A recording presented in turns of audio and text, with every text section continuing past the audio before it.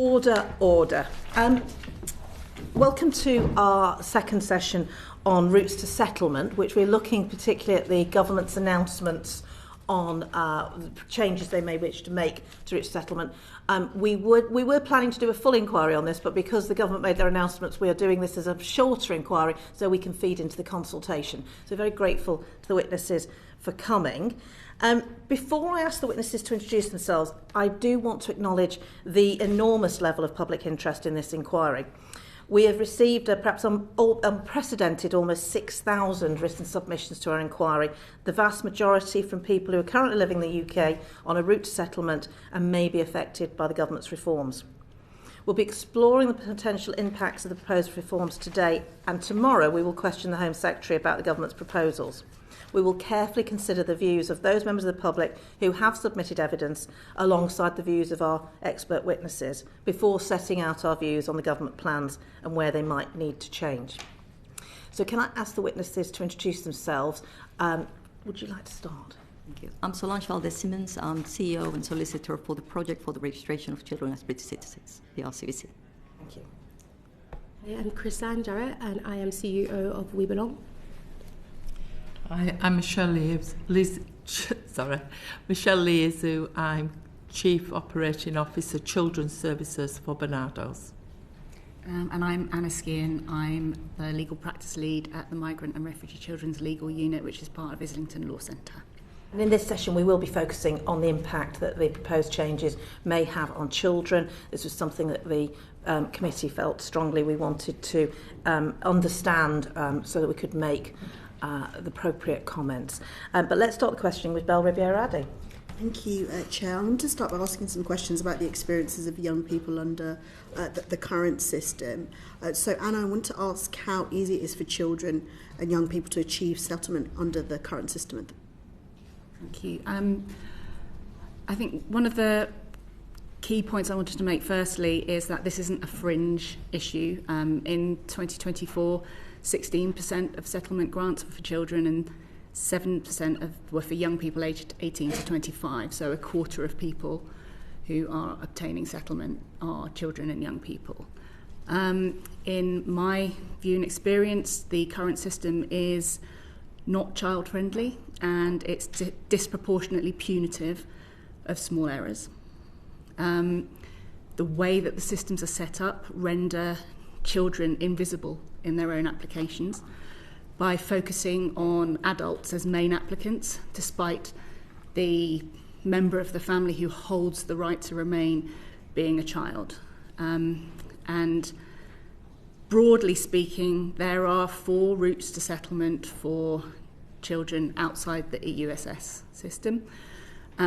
Those based on private life, including the 7-year residence period for children, young adults who've spent more than half their life in the UK, and those young people who are otherwise long resident in the UK.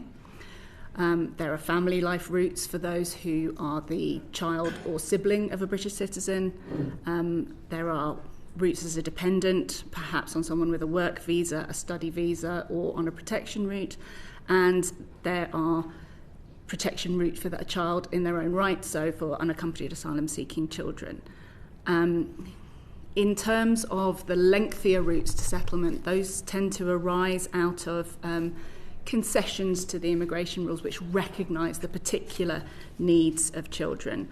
And the one that particularly comes to mind are the family and private life routes, some of which are as long as 10 years. Leave to remain is granted in short chunks, which is not how children live their lives.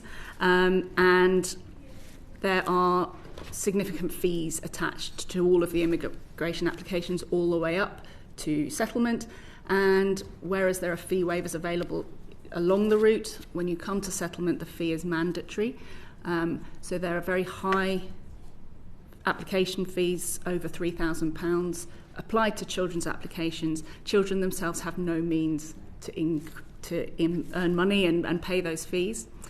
And in my work with children and young people, I'm aware that children do become aware of their immigration status. They are conscious that that's something that they have to live with on a daily basis. They can find it out early on in the process, or they can find it out shortly before they become adults, but at whichever point in the process they discover that they don't have immigration status that matches their peers, it causes them significant worry and distress. So I think one of the real concerns is the punitive, lengthy nature and how incompatible that is with the short duration of children's lives as children, and also the extent to which children are almost an afterthought in their own lives in these applications that really are of fundamental importance to them. Thank you. And the application processes themselves, are they? What are they like? Are they lengthy? Are they short? What's the difference between them? So the applications must be made via an online application form.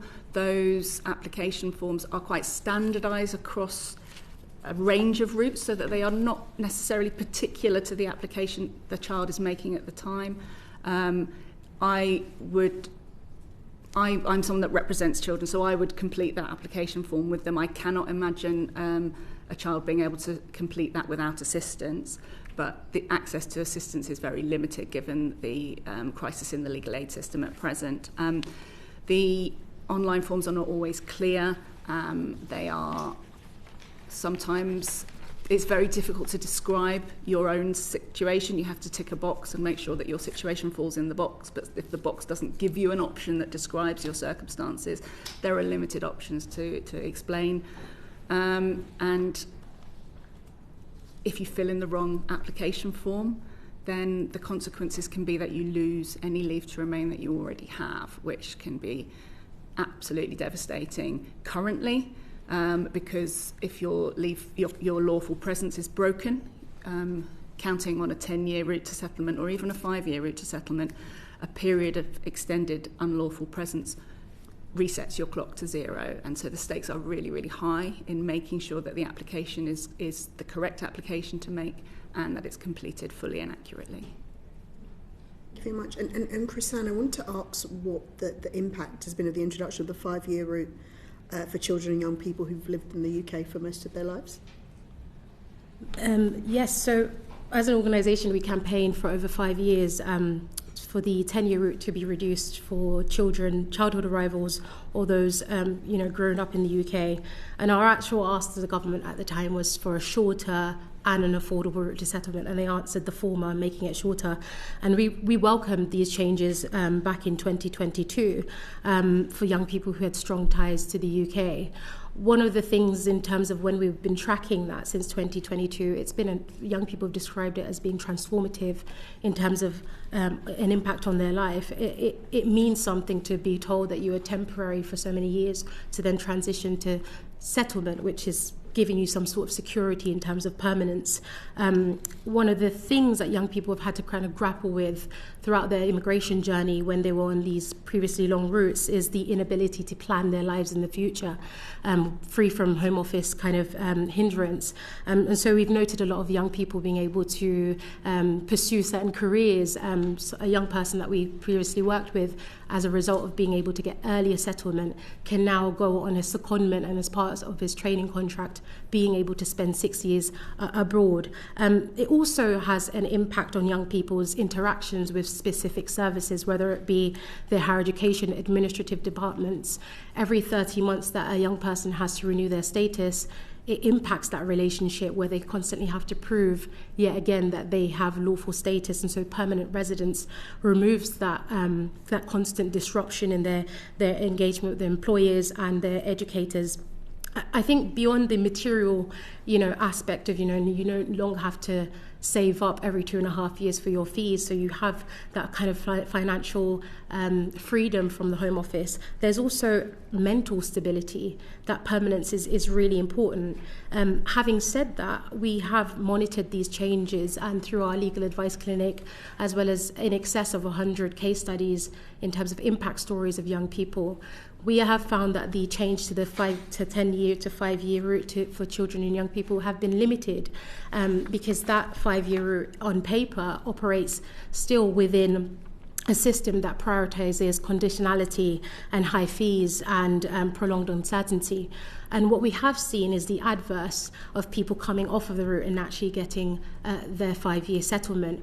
We've seen people actually trapped in the system, children and young people, because it currently costs over £3,000 to secure that settlement. And as Anna said, there's no fee waiver associated with that. And so even though we find that young people are eligible for settlement, they can't afford it, so they're stuck in the leave to remain route. So this is not a route that promises stability, it's about financial endurance actually.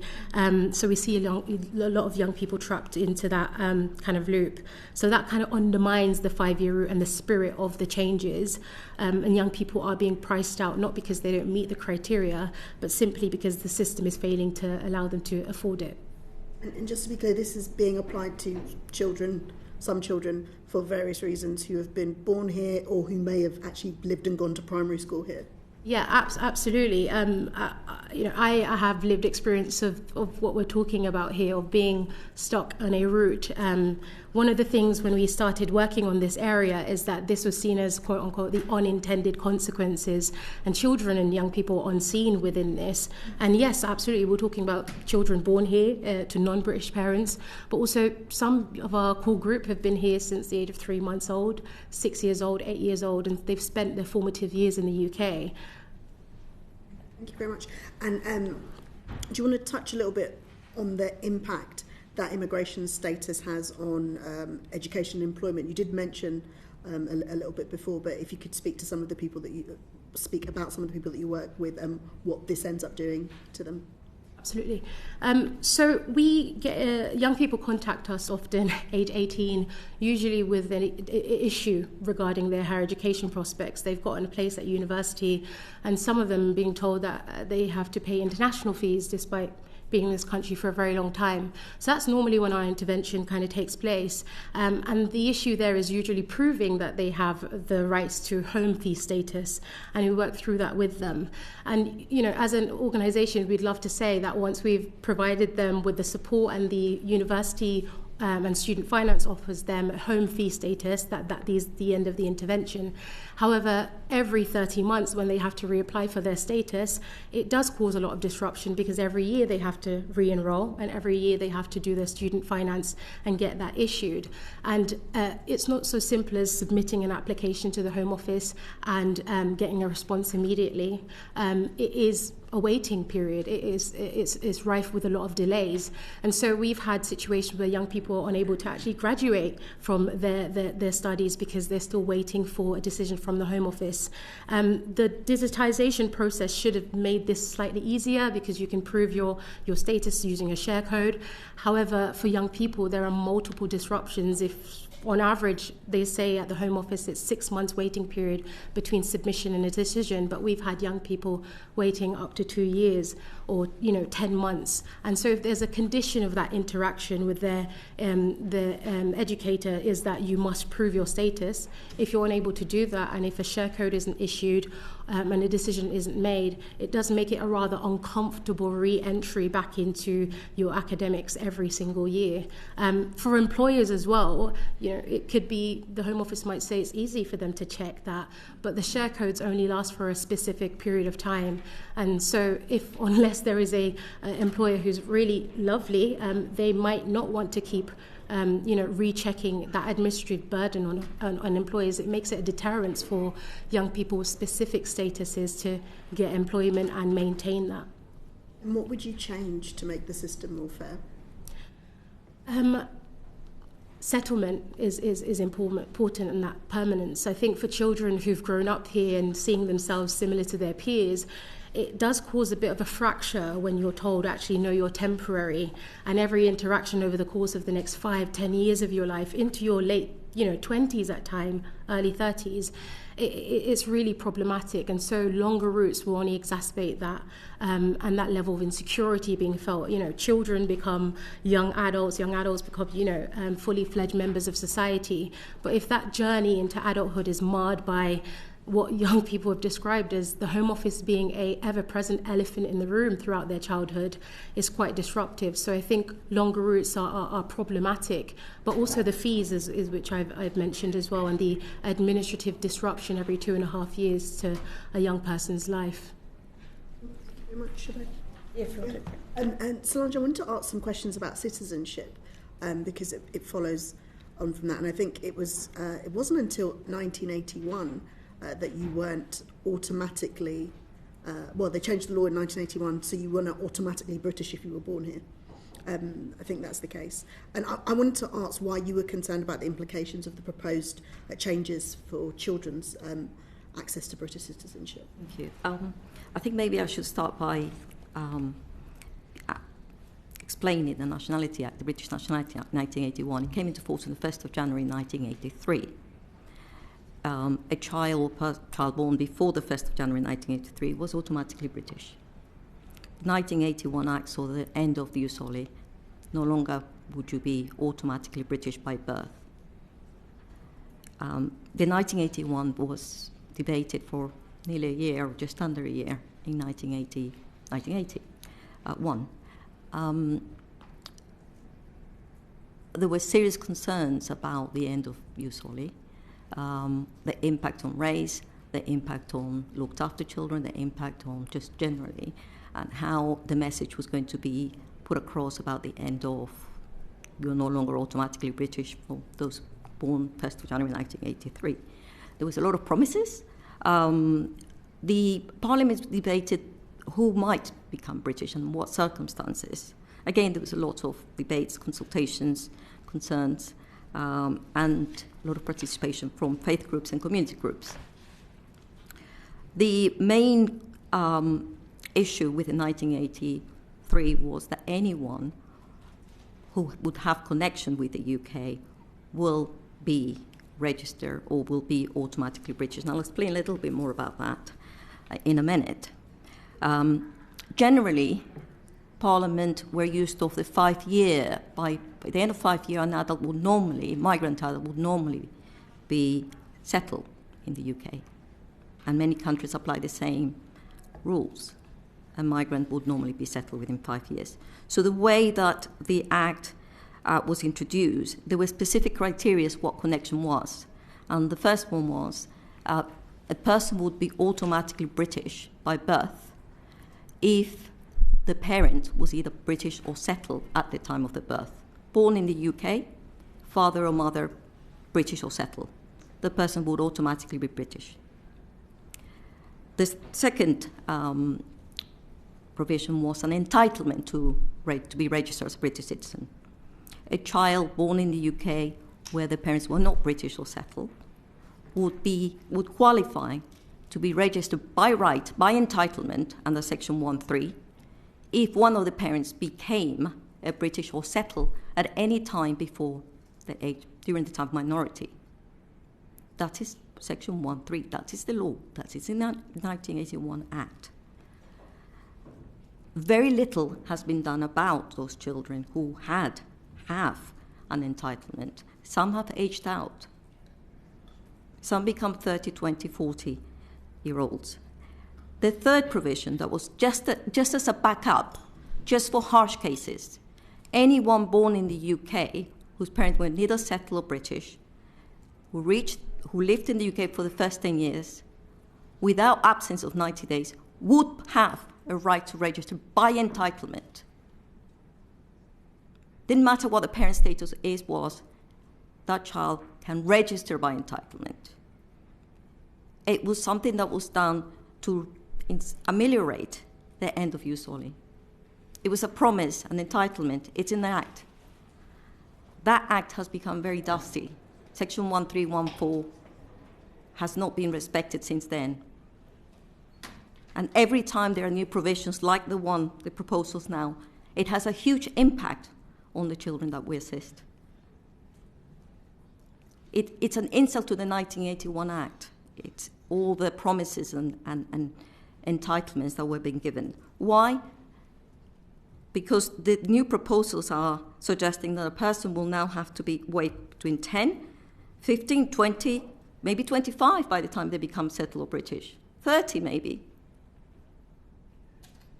And so that, we believe that the proposals will cause a lot of damage to the children, individuals who should be protected by the 1981 Act. the whole entitlement, the whole automatic by British, if parent is not settled or British, will no longer be there if these proposals will come in. The fact that Parliament saw 5 years as a clear connection and then 10 would be just a harsh cases, all that is just being abandoned, already has been neglected. It feels PRCBC is a small project. We are very small, we have one employee, we have some volunteers, and it seems like PRCB is carrying the UK in its obligations, with all respect. Every time there are new provisions, nothing has been said about this entitlement. Specifically for children, and I want to ask what some of the practical consequences are for children and young people when that right to citizenship is either delayed or denied. Let's start from the basic. Not having a British passport. Some can't travel because they don't have any other nationality or are not unclear what their nationality might be. The difficulty in demonstrating just a bundle of rights that we all take for granted. Schools, colleges, universities, student loans, employment, benefits, just generally. Identity, just being able to show your passport, and feeling that you belong. Not being able to pass their own British citizenship to their children. So we have second and third generations without citizenship. Not being able to go to school trips, and if you do, you are marginalized because you are the one in the wrong queue, the long queue or the short queue, whichever you want to look at it. You want to be just amongst your friends, your school peers. Just general, I'd like to perhaps share what the High Court said about the PRCBC fee challenge, how the children felt, that the citizenship that has been denied to them causes them to live in limbo and making them feel alienated, excluded, isolated, second best, insecure, and not fully assimilated to the fabric and social culture of the UK. I have a lot more to say, but I think I'll stop there. Yeah. And are there particular groups of children that are at risk of missing out? Children that we see, or the others that we now see, are often have lived and continue living in poverty, isolation, single parents' households, looked after children, disabled parents, disabled children, children with addictions, children who have been groomed, children with criminal offences because they have been abandoned. So yes, that's what the... And is the cost an implication? I know PRBC did a lot of work on getting the waiver in place, but I know it's not necessarily always being granted. The provisions for the fee waivers and exemptions, which, it's great that there is a fee exemption for looked after children because local authorities were struggling with that. And that's just for children, not for care leavers, for instance. And for children without not being looked after, it was introduced with a 84 pages long of a form with a long list of evidence of how poor are you. And therefore, sometimes the evidence is not easy to get when you're not working, or you're on not on state benefit, and you have to prove something impossible to prove. How do you prove poverty to be able to qualify for a fee waiver? I spent 21 hours in one of the cases to try and prove that. Is how many hours that the Home Office officials and caseworkers spending on just processing a fee waiver of 1,214 for a child that has an entitlement. Isn't that insulting? Is there any type of modification that you think could be made to these earned settlement proposals that would address a lot of the concerns that you have, or would they have to be dealt with differently? Full introduction to there being no fee other than an admin fee. At the moment, the 1,214 registration fee, it costs the Home Office 500 and a bit to process the application. The rest is cost recovery, profit making. So child's paying that much. That's clearly shameful. Bringing back legal aid for citizenship cases. There is no legal aid, so there's nowhere to go to get advice on complex cases. And you can imagine these cases will become complex because some of the parents have died. It's just very difficult to get evidence of parent status sometimes. Even the Home Office is not willing to turn their computers on and disclose the status of the parents, which might lead to registration by entitlement or the child is already British. So there's lots and lots of blockage that prevents children who may already be British, who will have an entitlement, to register the entitlement. The fees, no legal aid, nowhere to go to. Often these children are very vulnerable, the parents are very vulnerable. Therefore, there's just everything that will block them from having that right. Thank you very much. If I may, I'd just like, so PRCBC does an advice line as well as take a number of complex cases. Every week, and this week I have 4 cases that are within what you were asking. So I'd like to share one maybe, just randomly. Okay. I was born and raised in the UK and have lived here my entire life, aside from leaving the country once when I was little. I recently made an application for a British passport, which was refused, and it came to light that my mum did not complete the relevant paperwork following her grant of settled status when I was a child. The complication that I spent significant part of my childhood in care, and I've been since been advised at the time it should have been the responsibility of the local authority to ensure the appropriate applications or documentation were completed on my behalf, as I was under full care order and until I left at 18. So this is the type of queries we get daily. Thank you very much. Peter Prinsley. Thank you very much. I'm Peter Prinsley. I'm the MP for Bury St Edmunds and Stowmarket. Thanks for coming today. Am I correct in assuming that there are large numbers of children who have no citizenship then? So they've come here with parents who are not citizens, and they may have been born here. And what is your estimate of the number of children that we have to deal with who are simply not citizens? And where are they citizens of? Are they citizens of the country that their parents have come from, or are they citizens of nowhere? It's a complex question, but I'll try mine to my best. I think it's best to separate the children who are born here because they may or may not be British automatically, and if they are, they can just get a passport today and get on with their lives. There are children born in the UK who clearly are not automatically British, but might have an entitlement to register. That registration by entitlement can be difficult and blocked by the fees, by no legal aid, by them parents not knowing, social services not knowing, the child not knowing, and child is a child relying on the parents or someone, the carers. And there are children brought to the UK who come with their parents or may come later to join their parents and should have right to register by discretion before they turn 18. So to highlight, again, I would love to speak on behalf of many of the people I see, but I'd rather share what I experience nearly every day when I get queries. I was brought to the UK when I was a toddler. I'm now 21. I left my mother's house in my teens due to constant abuse. I have been left entirely in the dark about my legal stance in the UK. I have no connection to my country of birth other than my ethnicity. My life, as I've always known it, is in the UK, and I need help to stay working in the UK. Please help. So those are the child migrants, a toddler that came to the UK with their parents, and now is 21 and has no status whatsoever and feels quite concerned and scared. Thank you. Do you have any estimate of the number of children it might be? There has been some academic estimate that there are about 65 children born in the UK, unclear to their status. There are 200,000, but there is academic and it's quite old figures. We don't know, and the amounts just getting bigger and bigger. I'm getting queries nearly every day, similar to the ones I've just read. And what I'm hearing is that there are an untold number of children who are just completely unprotected. Yes, that's right. It's just not children anymore, they're adults. Since the 1983 Act, Yeah. that has happened since. So we have 40-year-olds. Yeah.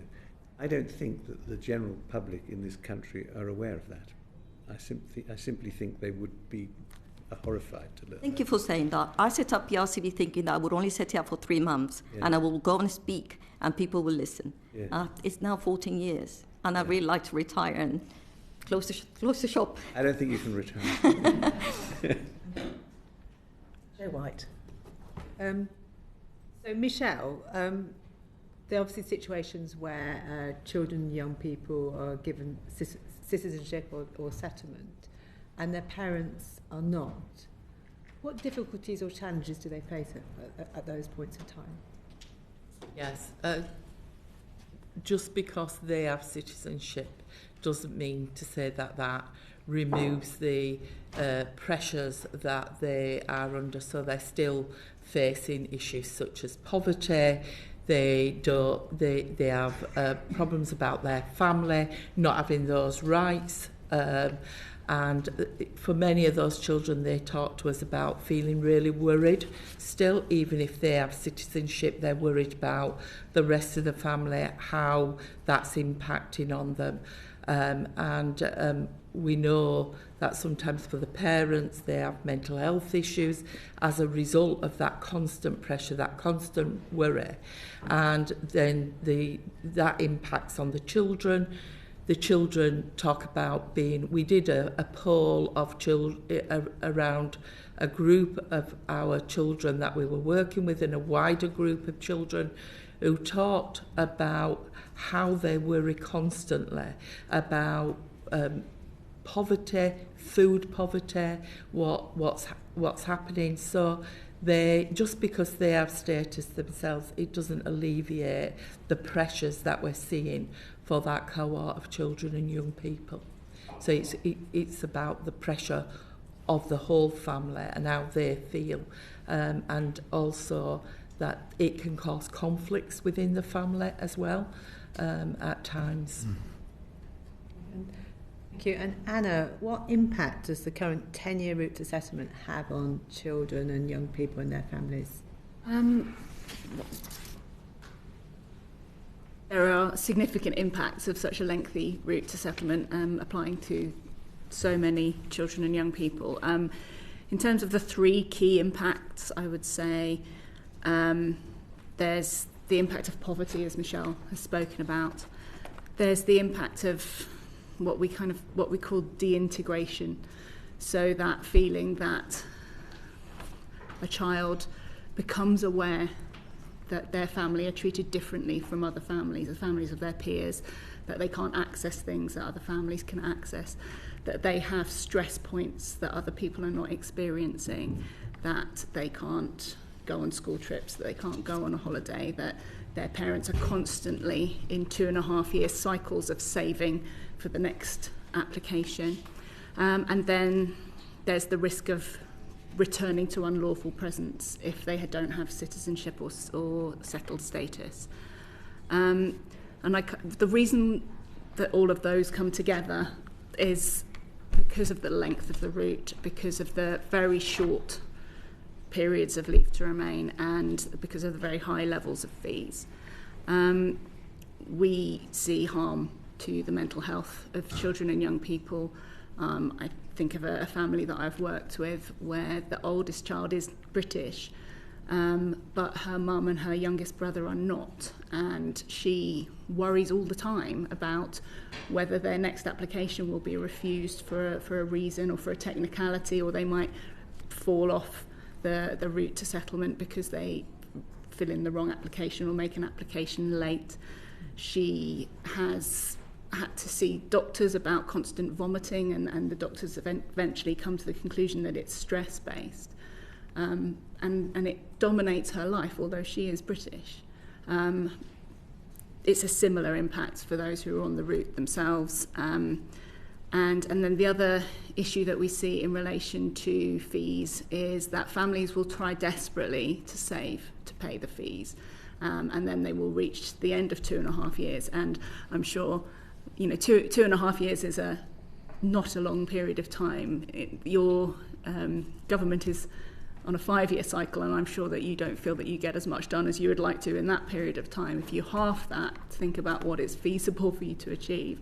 And in terms of families saving up fees for every single member of a family, because there is a separate fee payable for each member of the family.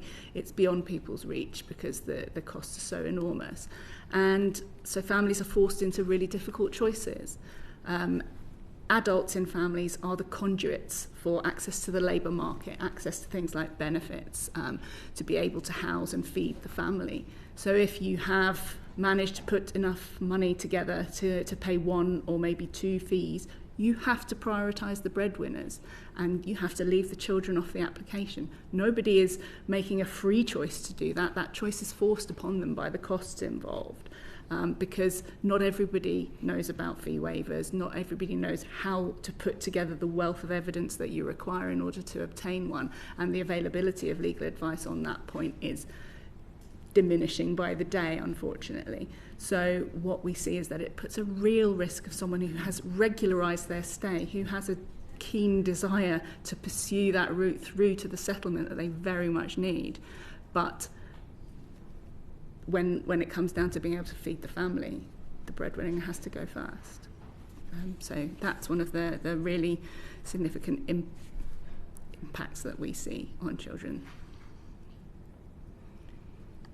Would it possible just to add to that? Because what we're seeing is huge. Lavendary's on the scene for us in Tucson, Arizona. Ed, what are you learning this morning? We're seeing... We'd like to heckle from there. Yeah, it's okay. We're self-heckling. Just ignore him. We're seeing a lot of poverty, and we've welcomed the government's poverty strategy. We believe that this is going to drive children and families deeper into poverty. And we're really, really worried about that. And we've been talking for some time in Barnardo's about families needing to choose whether to heat their home or eat. What we're talking about for these families is choices around whether they're able to pay for visas and their NHS contribution, as well as paying all their normal payments that they make for, their NI payments, their tax, so they're contributing to the country. And what they're talking about is they're needing to make those decisions between whether to eat or being able to save up for those fees, and which then they as Anna said, they're having to make really, really tough decisions that is really impacting on children and young people. We've been running a child poverty fund. We started with a cost of living fund and then moved into a poverty fund, and we know that the families who have no recourse to public funds are having to ask for support on some really, really basic things that all children had access to. Things like warm coats, shoes, beds to sleep in. Often they're living in multiple households that are not really not appropriate, or poor housing. So we might, I don't know if we'll come back to some of those things. But what are the risks of organised crime sweeping them up in order to provide them with an income? Sorry, I missed organised crime? Yes, I mean, we're really worried about that, and where we know that the exploiters basically are looking already, they're ahead of us all the time. So they're looking for the next opportunity.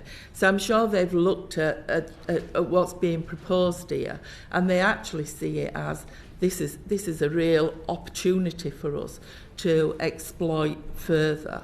We run the Independent Child Trafficking, the Independent Child Guardian Service, and we know that the traffickers take these opportunities to exploit children and young people, move them into criminal exploitation, or frighten them by giving them quite a lot of information. That's quite true in legislation, but it's the way they paint it, so that then holds the children in those situations. So we're seeing children already in quite dire situations, and we actually think this is going to make those situations worse. We're also concerned what might it mean for an increase of children entering care. If parents cannot look after their children, we've seen in other countries in high levels of poverty, that's when more children go into care than any other time. We know that the Children's Minister is really wanting to provide family support generally to drive down the numbers of children in care. We know that's a huge cost to the fiscal purse, but we also know that those children don't have great outcomes. So we're talking about children here who are already not got good outcomes and then increasing problems. We also don't know whether, if children are destitute, whether the authorities will feel they've got to step in. And that is not what these parents have ever wanted. It's not why they've come to the UK.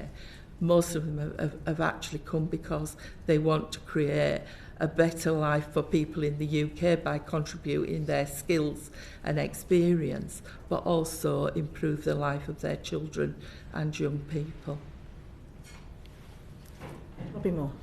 Yeah, thank you, Chair. I just want to focus a little bit more on the impact of longer routes. So maybe if I address this to all of you to start with, what do you feel is the most serious potential impacts on children and young people of the government's proposals to extend routes to settlement, and what impact do you think is specifically related to the 15-year route to have on young children from medium-skilled workers? I don't know who wish. Maybe if you go first. Thank you, Chrisann. Yes, thank you very much. I think actually, just to quickly before I go into responding to the question, which actually, it's a good segue from what Michelle has mentioned, because it all comes back down to the kind of same themes that we've been seeing over a number of years. Peter Prinsley, you asked prior to this, what's the figures like in terms of how many children and young people are growing up in the UK with what we describe to be precarious status. Helpfully or unhelpfully, we often reference the GLA research with the Wolverhampton University studies into the number of young people with precarious status in 2019, which estimated there are over 333,000 children and young people, some born here, some migrated here at a young age. That was in 2019. I wouldn't be surprised if it has increased since then because of some of the things that we are discussing. At first, I want to go back in answering your question to just, what young people describe as being on long routes as state-imposed unwantedness. It really does change the nature in which you can even relate to your peers, your community, and also just society and the state if you're constantly being told you're temporary and you don't belong. And the moving, 10, 15-year route or indefinitely being in a series of limbo does have an impact with how children relate to their society. And I think it does often create a lot of animosity, and that is internalized as shame within young people who feel like actually there's something wrong with me. As part of We Belong, we also provide mental health provision to some of the young people with the limited resources that we have, and so that identity piece is very, very important. Children are growing up feeling really anxious about their rights to remain here. We saw it at the height of the Windrush scandal when people were calling in, families thinking surely this could happen to us even if we do all the right things. And so there is a deep level of imposed insecurity and stigma around just the physical presence and people feeling that their families and themselves are being punished indefinitely because they made the choice to migrate here. It even causes even more complex issues with children who are actually born here and had never seen the country of birth of their parents, but they're being told that they are not British. So, and I think that is really important to pick up on, that kind of hyper-sensitive but also constant and palpable feeling of not belonging in the UK. And Chris, maybe just expand on where you feel the impact is likely to be from longer routes on young people's integration. Yes. So everything, as I mentioned, in the family household is wrapped up in maintaining status, and it does go back to fees and actually linking to child poverty. I don't think that the government can really say that they prioritise eradicating child poverty when they kind of oversee a system that orchestrates the financial ruin of the parents of these children. Long term, it has many impacts. And I just wanted to say that, if on the 10-year route, let alone 15, the current fees for leave to remain are in excess of £3,900. That would mean every family of four, every 2.5 years would have to pay around £31,000. There is nothing more expensive in a migrant family's household than paying for Home Office's fees, and everything in the family's unit is lumped up in that. In terms of the impact on social integration, some young people are unfortunately unable to integrate and participate without status. Michelle mentioned about the hardship and Anna as well, but we've seen cases where parents have had to choose which child should get a renewal, while some young people are left back. So you can have a household of mixed statuses where your elder brother or sister is able to proceed to higher education, when actually you've got a place and you're unable to go. And so young people have described the feeling of being extremely stuck. Poverty is a big issue here, and I just wanted to, in terms of addressing this, in terms of the live case studies that we have. So we've got young person, Amir, he's 21, and he arrived in the UK aged 5. Over the years, the immigration system has not only disrupted his sense of security, but also deprived his family of any financial stability and well-being.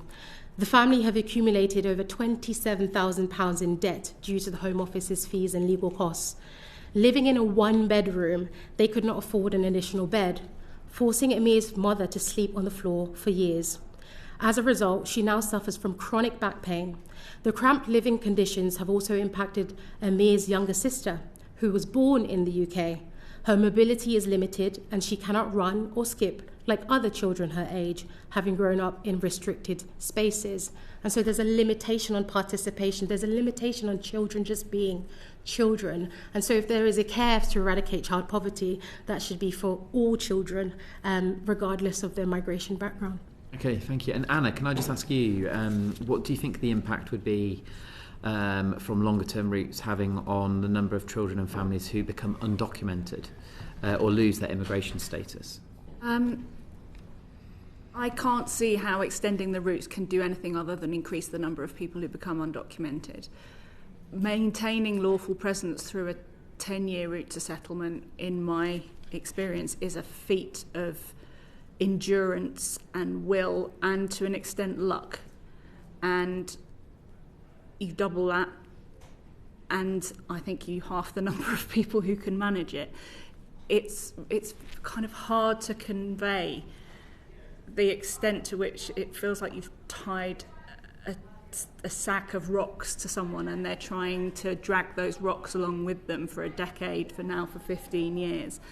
And there'll be, the more years that there are, the more years of childhood and young adulthood are blighted, and the more that there's a risk that people will become undocumented.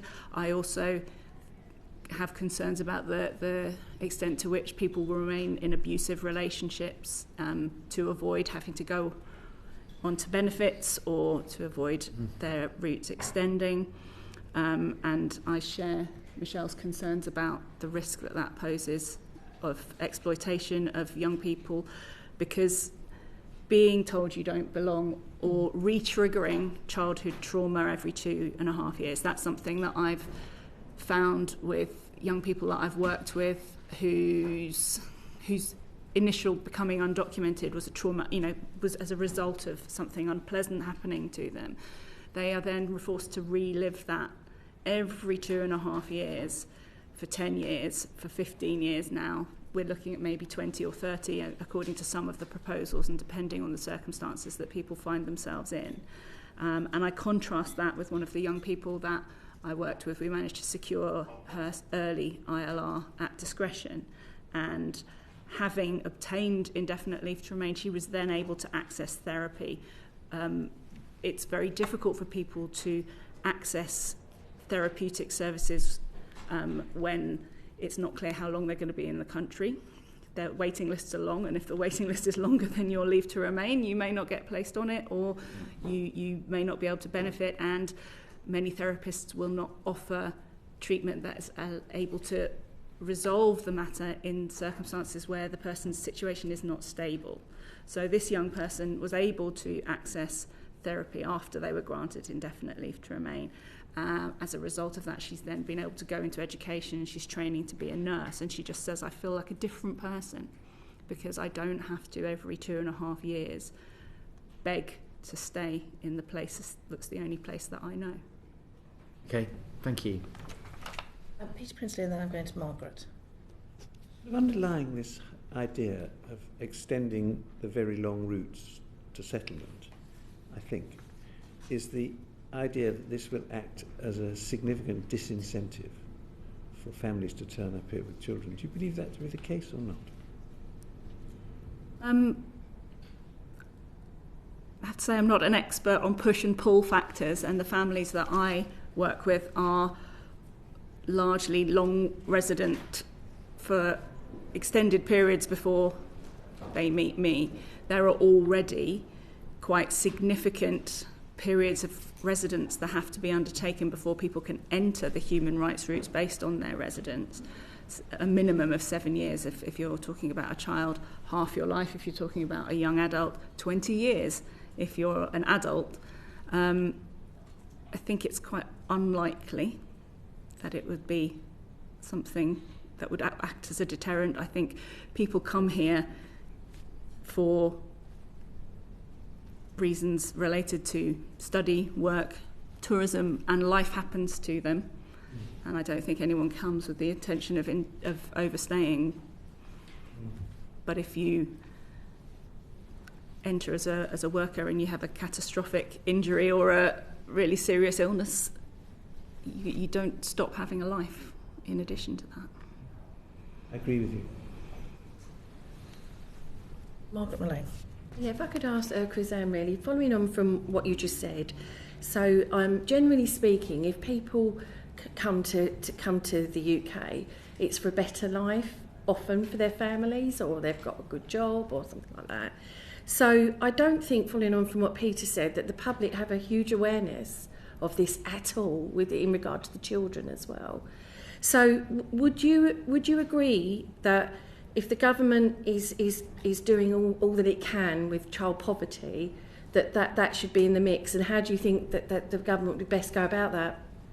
No, absolutely. I think a lot of people in this very room have been trying to not educate but raise awareness that these are a lot of the stories that we're talking about here are untold stories about what policies that haven't been well thought through, and the implications of that on a subset of children and young people growing up in the UK. As Anna said, they're not people that are going anywhere because they've been here for a very long time and have spent significant number of years here. So part of us, we're trying to cut through the kind of migration rhetoric to say, actually, you're not thinking about the whole groups of young people and children who are kind of trapped in the system of legal limbo. And I think that if the government are to be really clear about this, one of the good things that did happen in 2022 with the 10-year route being shortened to 5 for childhood arrivals is that there was an acknowledgement that this is a special cohort, that this cohort isn't going anywhere. And I think that might have, we saw glimmers of that in the white paper with the government stating that they will, pay special attention to those who grown up here and at the age of 18 recognise they have precarious status, and also to remove barriers to citizenship for children. So there is that motivation there. However, we've seen that kind of get lost in the debate currently, especially when it comes to things being retrospectively kind of applied to those already here. If the government were to take it really seriously, it wouldn't be to lengthen routes and trapping families indefinitely in a legal limbo, and it definitely wouldn't be to keep the fee status as it currently is, because it is it's not manageable. You know, £500, £600 per month, a migrant family would have to save up for 10 years of their lives every month. I think that is a kind of a ridiculous view of what economic stability would look like. A big part of it as well, I think, is just, people come here, but they shouldn't be punished indefinitely, especially children being locked up in that. And so a reduction of the fees to cost price, but also a review of the routes, but also for the debate around migration to not just be focalized on, stopping the boats or net migration. There is far more variety to our migration journey here in the UK, and it is rife with complexity as well. And this is not a system that families can navigate often without legal advice and support. And there is no safety net for those. So there's a lot that the government could do to respond quite robustly to it. And if there are rights and entitlements that children have, they should absolutely remove all barriers to them achieving that. Margaret, do you want to continue? What question? Oh, yeah, sorry. To Anna, do you think that these proposals could lead to more children, young people, moving on to the 5-year private life route?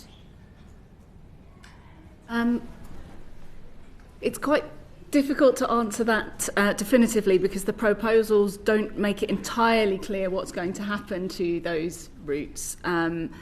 So it's unclear whether there is any proposal to make changes to those routes. I'd be very saddened to see such proposals, but it's not ruled out. However, in my view, children and young people should be able to benefit from routes to settlement that are proportionate to their age, to their length of residence and their strong connection to the UK. I think one of the reasons that this is maybe something that the public don't know about is that the families that we're talking about are indistinguishable from anyone that you know. They're not going to be massively visible. There's no point of difference. They're the children at school with my children, and they are the people that we're meeting every day. So I think if other routes lengthen exponentially and this route remains, then it would make no sense for children and young people who can qualify on that route to step off those long routes and benefit from the shorter route to settlement. But that's what I would advise a client to do if that was open to them. But that doesn't solve all of the problems that are available for that affect people who arrived as children. There are arbitrary lines in the sand already within the rules, such that if you're a young person who arrived as a child at 12 years and 5 months, then you will be able to benefit from the half-life route and a shorter route to settlement. But if you're a child who arrived at 12 years and 7 months, you won't. And you're then looking down the barrel of a 20, 30-year route to settlement under these proposals. I think we need to acknowledge that allowing young people to settle at an early stage offers positive outcomes. It makes them more able to achieve their potential. And I can only think of that being in the public interest. I don't understand why you would not want that to happen for young people. So I would suggest that consideration needs to be given to extending the availability of a 5-year route to settlement for those that arrived as children, and to factor into that route provisions that allow young people to have their leave to remain in one chunk, so that they are not beholden to 2.5 years of fees, because it's absolute dumb luck when those 2.5 years fall, and if they're right in the middle of your exams, that's horrendous. If it's at a point which means you can't then do a year abroad on your degree, that's not okay. So I think, we need to see changes, but I would want to keep that private life route, and I would want more young people to be able to avail themselves of it. Solange wants to come in. Thank you. Just wanted to add a provision which I didn't mention earlier, which shows how wise the Parliament was at some of the debate in 1981. There is a provision, it's a 3.1, Section 3.1 of the Act, that allows for the Secretary of State to have a discretion to register any child in the UK, any. That means especially includes migrant children who have built connection in the UK, and the 10-year being in the UK is normally a good connection for them to be registered by discretion. There is also children who can register before then, so long as one parent is settled, the other parent is British, and the child has leave to remain. So the issue of 3.1 is a 10 years, so long as the child and the parents have leave to remain, the child will be registered by discretion. It is a discretion, which means it goes on to a whole huge guidance of the Home Office in relation to registration by children, but it is possible, and so long as it doesn't change, because policy guidance can change, it is there at present, and it's there because after 40 judicial reviews represented by children, or PRCBs representing these children, 40 judicial reviews later, the guidance was amended to include 10 years and leave to remain. Children can register by discretion. It's there, less protected, let's speak out for it to be carrying on there, because it is a way in for children who are already connected to be registered by discretion. Just also wanted to add on the Windrush. The Windrush was part of the 1981 Act. It provided people who were British subjects from the Windrush countries to register within 5 years of the introduction of the Act. Sadly, many people weren't advised. There wasn't enough awareness, and sadly, the Home Office were also inviting people not to worry about it. It was going to be all right, because they didn't want to be bombarded with lots of applications. And that's how the Windrush was born. This is how the entitlements in 1983 we have now, confronted by all of this 30, 40-year-olds not being registered by entitlement and being born in the UK. Okay, Anna, what do you think the consequences would be for children if their parents are on a longer kind of route to settlement, say 20 or 30 years than they are? I think, as I've mentioned, children access services through the conduit of their parents, and so the impact on children of their parents being on lengthy routes to settlement is like maintaining those children on those routes to settlement effectively. And so if we're looking at 20 or 30-year routes, that is not just the child's childhood, it's potentially their own children's childhoods as well. And it's just an artificial approach to families to treat different members of the same family unit so overwhelmingly differently, to create stress and fear and division. And again, it's going to mean that family resources, whether they be financial or mental or emotional, are diverted away from what is best for those children and what will bring them most safely to adulthood, and into managing an increasingly unmanageable route to settlement.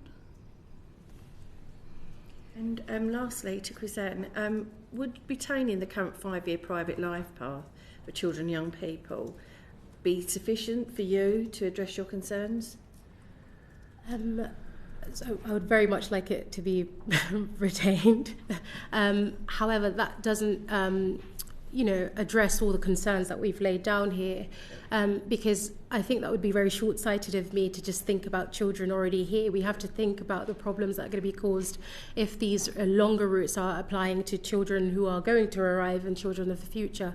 And I almost feel like this is a microcosm, the concerns that we're seeing here, to a bigger issue in the future, where we have waves of young people growing up in the UK with that precariousness. So it wouldn't solve the issues that we're dealing with, because at the heart of it, I still think it goes back to the fees. It still goes back to the administrative delays, constant renewals and policing. I think there's also something that is really quite alarming about having to document every aspect of your life. You know, some of the cases that we see, it's not kind of ridiculous to see people coming in with 200 pages of evidence to prove their rights to remain here. And you'd think every 2.5 years that they'd have to prove it less and less. Actually, they still have to supply the same amount of information. Also, I think it's important to add that whilst I would love for the 5-year route to be, maintained because it was so hard won, and people are still not even getting that. That's the big thing. They're still not achieving that settlement, even if it's there, because the goalpost keeps moving. And I think a problem that we also see is just because you've started the route doesn't mean you actually stay on it. We've had cases where young people, again, I would love to see them on the way and say, bye, you saw us in 2021, but some have returned in 2025 to our services and actually saying, I can't apply for my next renewal. I've spent 4 years on this route. So a family actually came to us spending 8 years on the route, and they fell out of status, and that clock had to start again. I'd also like to, I'm sure we'll touch on it, but I'd like to also bring the attention to one of the key responses we keep getting from the Home Office. Whilst there is no fee waiver for settlement, they say, there is a fee waiver to support families and children if they're on leave to remain and they can't afford the fees. But there is a paradox when it comes to the fees, because the fee waiver system, if you manage to be very great as a parent and work multiple jobs and manage to save some but not all, you're penalised because you're seen as rich enough not to get a fee waiver but actually not rich enough to afford the full fees. So currently we're working with a mother, all her children are now eligible for settlement. There are 4 children, all below the ages of 15. And she saved up £8,000, but she's got 4,900 missing. And so she can't apply for her children to get settlement, even though they've been here for a long time. But she also can't apply for a fee waiver because she wouldn't meet the the affordability lens, even though ironically one of the criteria for applying for a fee waiver is if paying for the Home Office fees would actually cause issues regarding your children's well-being. We also run, since 2020, we run a support fund, and this provides basic and essential needs to families. And we often get applications from children and young people and their families almost immediately after they've done a renewal to the Home Office. This is families asking for the lights to be kept on, for groceries, for their children's uniform, basic and essential needs, because they've given all to the Home Office and they've got nothing left for themselves. And so 5-year route is not enough until we think about the underlying procedures, the administrative delays, and also the high fees that I don't think that I've ever seen anything like it. Over 500% increase in Home Office fees in the last couple of years. Whilst the explanation is we have to maintain the orders and it's a privilege to be here, these children are not going anywhere, so why make it more difficult for them and their families? Jenny Reid. Thank you, Chair. You've painted a really clear picture of the impact that these proposals and the current and the system as it is just now, its impact on child poverty rates, and I think it's given us some ideas of what we should be looking at in more detail. I just want to turn now to the no recourse to public funds. Anna, could you just give us a pen picture of what might lead someone who would normally be subject to no recourse to public funds claiming public funds? So the default position in most visas is for application of a condition that prevents an individual having access to public funds. And then there is a process called a change of conditions process to have that condition removed from the leave to remain. And that process is by application form and is riven with delays. What we might see in terms of a need for access to public funds that wasn't there before might be around an injury at work.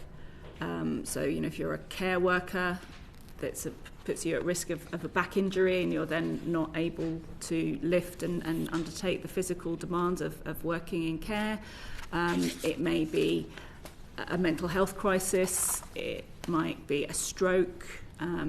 We've also seen individuals who had been on a route to settlement for a lengthy period of time and then started experiencing symptoms of dementia.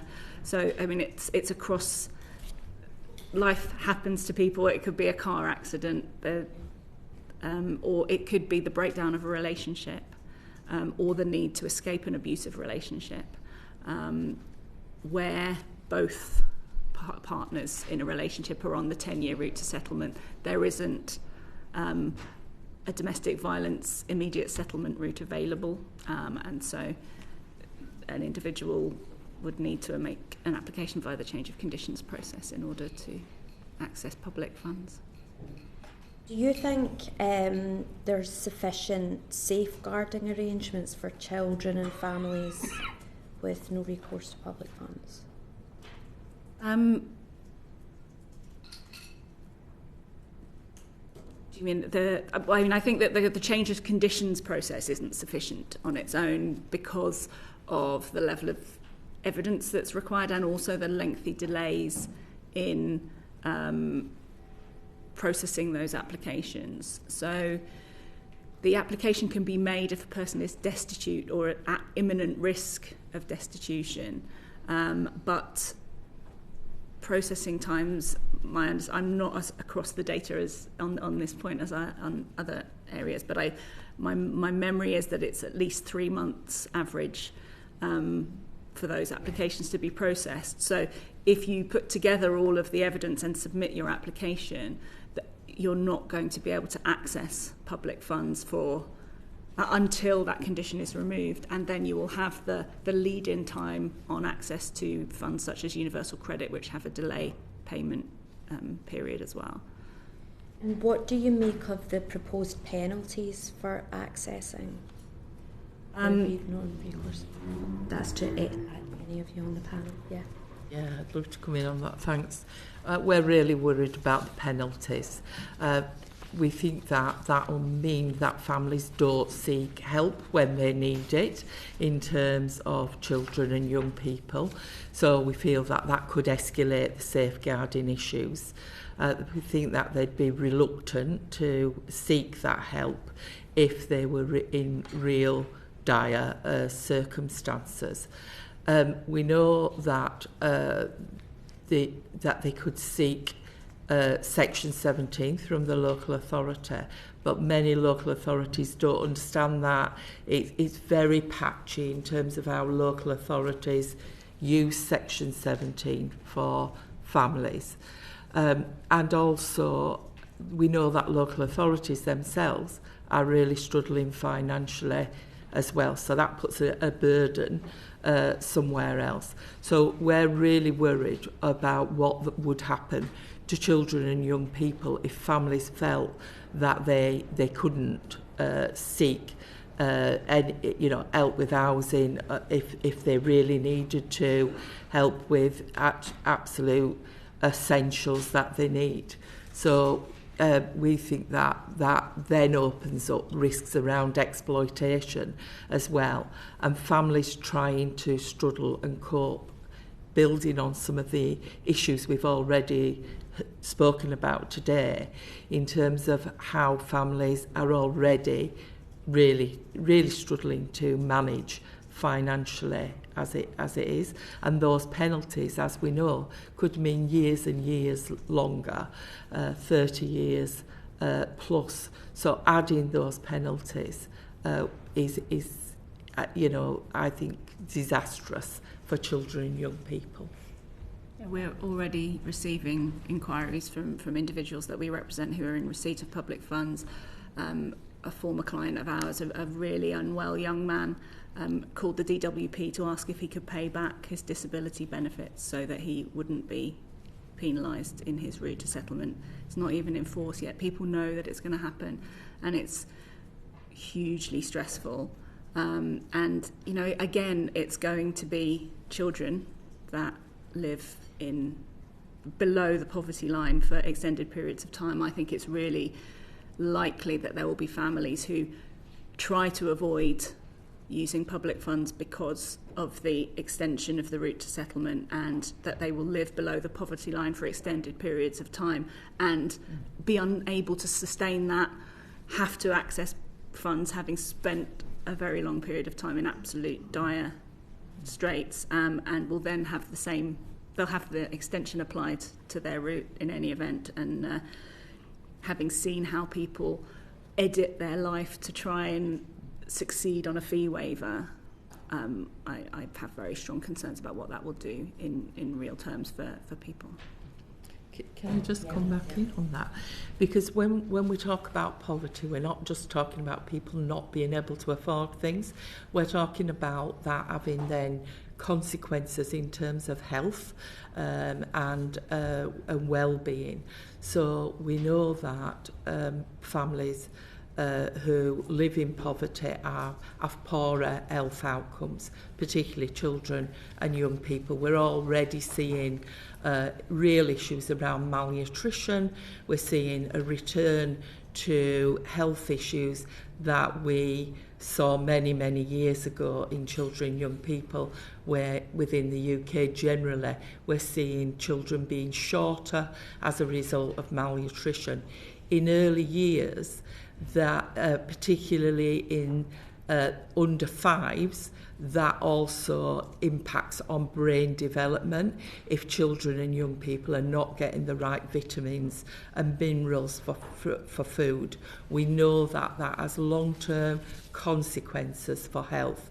So there's also consequences in terms of what does that mean in terms of children, young people and adult health as we move forward as well, and we're particularly concerned about that. And we mentioned the poverty strategy, but there's a range of other strategies and policies that really are, it's hard to see how those policies and strategies are being considered in relation to these suggestions, these so we're things like violence against girls and young women, against girls and women, the health of the 10-year health plan and strategy, and the poverty strategy that we've already spoke about. There just doesn't seem a join up between those, and then we talk about the wider acts such as the Children's Act. We really have got real gaps in understanding how all those things come together to make sure that children, young people and families are not falling outside of some of those wider policies. Thank you. And the final question from me. As a committee, we've heard proposal around routes to settlement that it should be maintained at its current length, so not extended, but the no recourse to public funds condition be extended to those with indefinite leave to remain. Is that something that you've thought about or got any thoughts on?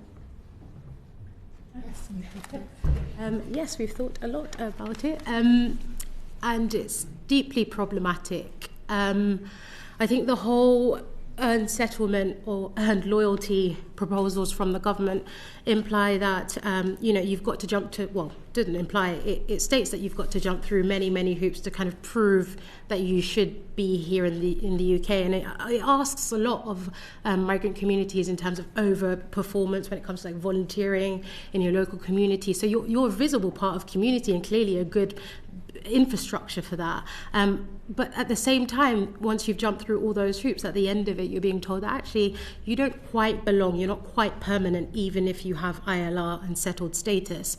And I think that flies in the face of what the promise of settlement is. It's about permanence. It's for you to be a fully participating member of a society without any specific conditions. And so I don't think it should be applied to those with ILR, given all that they had to get through to get to that place of just feeling like you truly belong. I also think that I'm not quite sure the problem that the government is trying to solve by doing that, but I'll hand over to Anna. I would agree entirely with what Chrisann has said. We strongly disagree with this proposal. What is the point of settlement if it doesn't represent safety and stability and parity with other people who are settled and belong in the UK? I think there are many aspects that haven't been thought through at all. Surely there would have to be a process in place to allow access to public funds to comply with Article 8 of the ECHR. If someone has to apply to access public funds, what will they be penalised? How do you penalise someone with settlement? Do you unsettle them? What's the proposal there?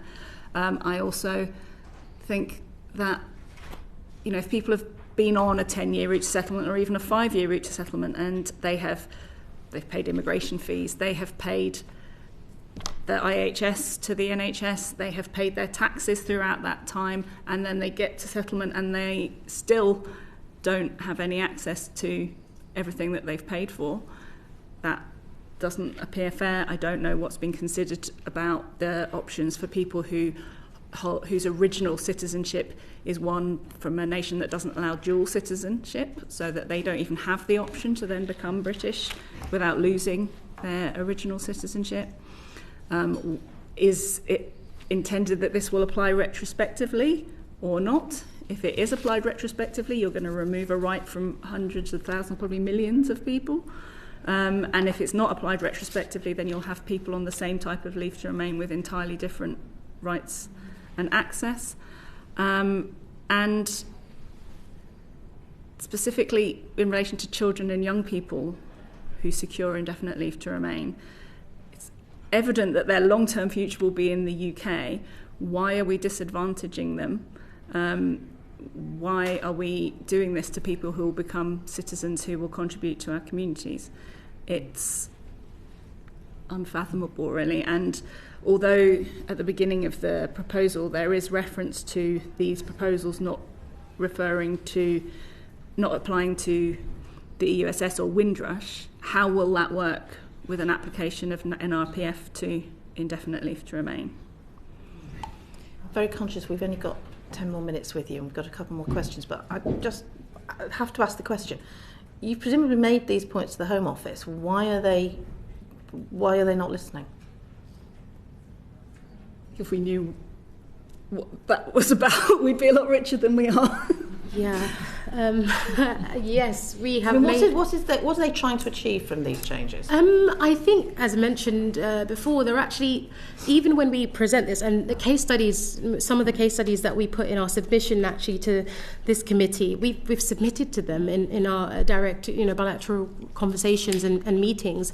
I think there are a few things. One of the things I am still trying to grapple with is that idea of like public perception. I think there is a notion of the government thinking this is what the public want or asking for, when actually a lot of the things that we've spoken about here, people wouldn't even think that there are thousands of children with undocumented status or precarious status. The motivation, though, what we keep getting, and I'm sure a lot of us around this table have received the formulaic letters from successive ministers who basically say, when it comes to the fees, we have to maintain the borders. They don't see it as profiteering, they see it as a privilege to be able to stay here, and so they can charge you what they want. I think as well, one cannot ignore what's happening outside of these walls, and I think there is a race almost to the bottom. And it misses out on seeing people as people. A lot of years ago, the Home Office did this whole program around the face behind the case, the idea to humanise migrants and applicants. And I think they've kind of really lost that and gone back to the statistical framework. And as a result of that, children and young people will be, unintended consequences are unseen. Thank you. I'm going to move on to Margaret Malone. Journey, did you want to come back? No, it's okay. No. Margaret.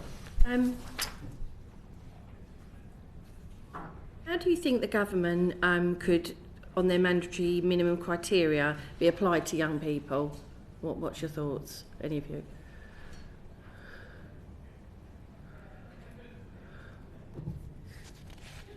Do you mean the minimum? Need to qualify for settlement in their own right? The earnings or the... Well, the parents are on the path, and they've turned 18. Okay. Yeah. Oh, separating children. Yeah. Okay. I think that in this situation, flexibility is key. Children and young people mature at different rates, and one size isn't going to fit all. The rules have had flexibility historically, and the flexibility should remain. I think no one should be forced to step out of their family unit if they're not ready to do so. But if someone is able to access a route that is more beneficial to them in terms of settling earlier, then that should be available to them as an option, because allowing children and young people to take steps towards the form of leave to remain that best allows them to fulfil their potential is in everyone's interests. Forcing someone to have to do that brings with it a risk of discrimination. Has to be acknowledged the stages in people's lives and the differential earning impact, given experience, qualifications, youth unemployment, the fact that you may have been very recently able to access the labour market, the increased costs of starting your life. And I think it needs to acknowledge the risks that some children and young people face. For instance, if you have a child with serious disabilities, which means that although chronologically they're an adult, functionally they need ongoing support, or, for instance, an LGBTQ plus child who's been disowned by their family and is forced out of their family unit without a safety net. So I think all of those aspects need to be considered, and that any route needs to be flexible enough to encompass the needs of different shapes and sizes of family and young person. Thank you. I'm going to move on to transitional arrangements with Robbie Moore. Yeah, thank you, Chair. I suppose this question is more addressed to Chrisann and Anna. Are there particular issues that you would that would arise from applying the proposed changes to children and young people who are already in the UK on routes to settlement to do with transitional protections? Chrisann, do you want to start perhaps, and then Anna? So this debate is really live, and it's live on WhatsApp group chats in communities, and there's a lot of worry and uncertainty being felt by communities. And I think if the government will want to pursue this and apply it retrospectively, there should be transitional agreements to secure those already on routes in this country. I think that's primarily because of the principled view around the rule of law. People need to know where they are in relation to the law.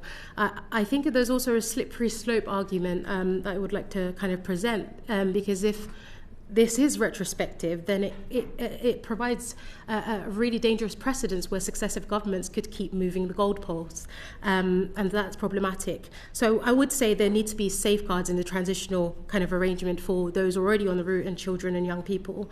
I think another thing that needs to be thought about is that, as Anna mentioned, there's no legal aid for this stuff. And one of the things that have happened, and we've seen it actually when the Home Office transitioned to e-visas, where over 3 million people now needed to digitise their status, the deadline kept moving and moving because people don't know that they have to do these things. And so an issue with that retrospective application is that people actually would assume at times that surely their rights will remain because the Home Office is not a bad faith actor, or the government is not a bad faith actor. But they would sometimes need legal clarification to prove what they're actually, their rights and entitlements, and we don't have that. And so implementing retrospective application of this will be extremely dangerous for people who might assume that the usual course of things would happen, where in 5 years they can apply for settlement, only to reach that point and being told no. The Home Office didn't send out mass communication that is absolutely clear. The Home Office also doesn't have what we would describe as a customer service, given the amount of things, the high fees that you're paying for. And so legally it's really problematic, but also in terms of certainty it's problematic. But if they did go ahead, absolutely maintain the routes that children and young people now have. Okay, and Anna, have you got anything additional to add over and above that? Or? I mean, I would just say that there is historical precedent for transitional provisions. When the significant changes were brought in that introduced a 10-year route, there were transitional provisions for those on previous routes. There will be... Are there particular transitional protections that you would recommend that are specifically looked at? I mean, my strong recommendation would not to extend the routes to settlement. There would be I would say that people's routes to settlement need to be honoured. They've been sent letters that say, after a 10-year qualifying period, you will be able to apply for settlement. Is that not true? I, as a lawyer, I would argue that they have a legitimate expectation of settlement after 10 years, having been told that. There are other groups of people who may have legitimate expectations, and I also query the lack of a backstop, that this will leave people indefinitely on limited leave to remain with no finality in saying, well, we cannot allow for someone to exist in limbo for decades. Solange wanted to come in. Yes, thank you. Not having transitional protection is draconian, unfair, likely to be unlawful, lack of integrity and faith, faith in the system. People have invested emotionally and financially and they should be given what they had expected, what they had invested. So it's wrong. It's not negotiable. Okay, thank you. Thank you. And to finish off, Paul Kohler. Before I ask my question, I was trying to look up what other countries do with this issue when my phone intervened. Use soli is still practiced in the Americas, the nationality by birth, but not the rest of the world. How come it can still be practiced there, but not the rest of the world, and particularly in Europe? I can't answer that, but I can answer British nationality law. I think it's quite unique. USA is a different country with different politics, different whatever. I often hear British values. So then comparing with other countries and not actually looking at the history and just the general what Britain is about and including Windrush. So I don't think that is a question that PRC's position is that it's the wrong question to ask respectfully, that you can't compare. So there's nothing to be learned from the fact that use soli can still be that ship has sailed, has it? We'll never get back to that position of nationality by birth. Is that what you're all telling me in reality? I'm saying yes. Let's go back to just every person born in the UK automatically British. But we are where we are. We have a British Nationality Act. We know that Trump is trying to go do the same way. We can clearly have seen the damage that end of use soli has done, and I hope I've given you a little bit of glimpse of that. But comparing to other countries, I just find it bizarre. 30 countries in the world still practice that. And I was just wondering how they can and we don't, but that's not a knowledge anyone has on the committee. I'm afraid that the Home Office keeps me busy with UK law, and I haven't managed to get my head around that from other countries. No, it's a fair point. Anna, you've made the point that these proposals will hardly help what is already a dysfunctional Home Office function any better. Can you outline why?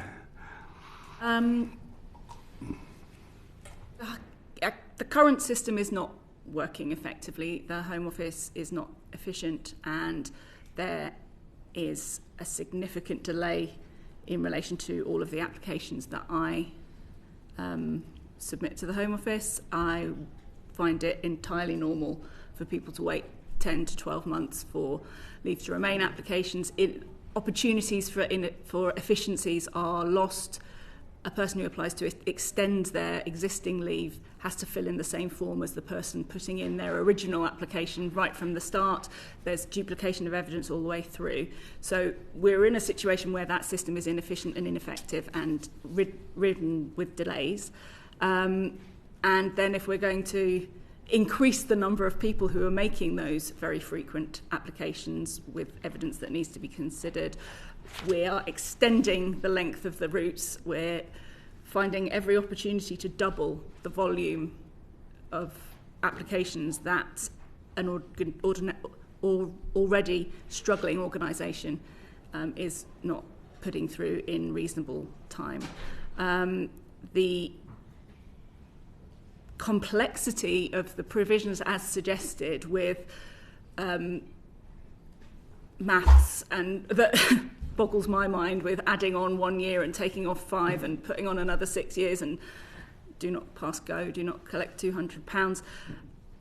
I am not convinced by the decisions that I get from the Home Office now that the decision makers there are capable of making lawful decisions on such a complex set of provisions, in which circumstances we will then see the impact on courts of resolving those, whether that be through a right of appeal or potentially through the need to bring judicial review challenges to incorrect grants of incorrect lengths of leave with incorrect conditions applied and incorrect information about when the next time the merry-go-round starts will be. So I think there's a really high risk of systemic failure and exacerbating the current situation both at the Home Office and before the courts. We totally agree with Anna that that'll just compound what is already unworkable and is a costly system. So we believe it'll increase the cost, but ultimately children and families that we support will be further impacted by this. They'll be the ones that suffer, is the children and young people. But I think it's an additional cost to the fiscal purse that's not needed. Solange wanted to come in. I think we have a very complex immigration rules. Lawyers talk about it, lawyers struggle with it, the courts struggle with it, and we're adding more and more. The application procedure is very complicated, long-winded, and just very expensive for all. And there are things like biometrics, long-winded forms, evidence, right to rent, not right to rent, applications to right to rent. It's just mind-boggling. And it just needs to be simplified so that we can all know where we are and how to do things. Thank you very much to the panel for your answers to our questions. I know this has been a long session, but there was a lot we wanted to cover, and you've been incredibly helpful in informing us. So thank you once again. I will now bring this part of the session. I'll suspend it shortly for a short while we change over the panels, but thank you again. Order.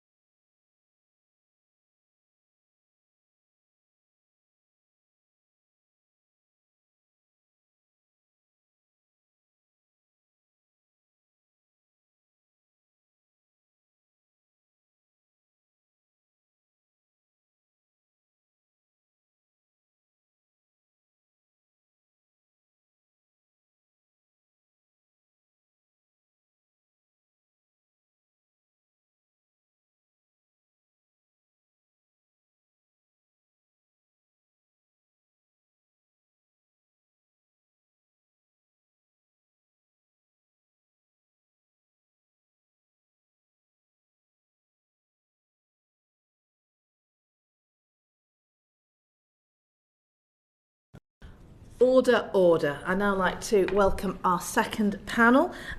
We're looking now at the impact of the proposed changes on medium-skilled workers, and perhaps I can ask our panel to introduce ourselves, starting with Peter. Good afternoon. My name is Peter Wieltschnig. I'm Policy Lead on Employment Rights and Labour Markets at the Trades Union Congress. Matthew Percival, Policy Director at the CBI.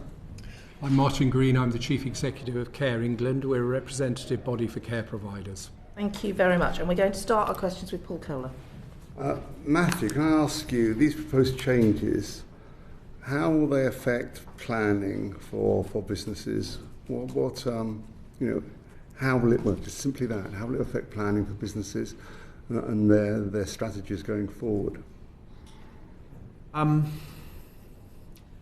think when I think about how these changes are going to have impact, I think there's a direct cost impact on businesses. If they are needing to sponsor a worker for longer, if the worker was going to stay for a longer period of time anyway, a longer period of time sponsored means a greater cost to the business at that total time.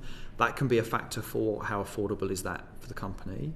I think there can also be an impact on the worker side of the psychology that impacts the business as well, which is if the worker may also face those costs for a longer period of time, may there be less willingness, less attractiveness to come to the UK. And there's a lot of focus of the debate of how do we decide which people we want to admit to the UK, but where there are some highly skilled people that are sought after and could get job offers in multiple markets, how do we actually make it attractive for them to come to the UK too? And that again will be an impact on the businesses for maybe they won't be able to get the candidate they want if it's not as attractive to the candidate anymore. I think that does feed through also into business decision making, and what will the impact of those higher costs be? I think we are in a cost of doing business crisis at the moment.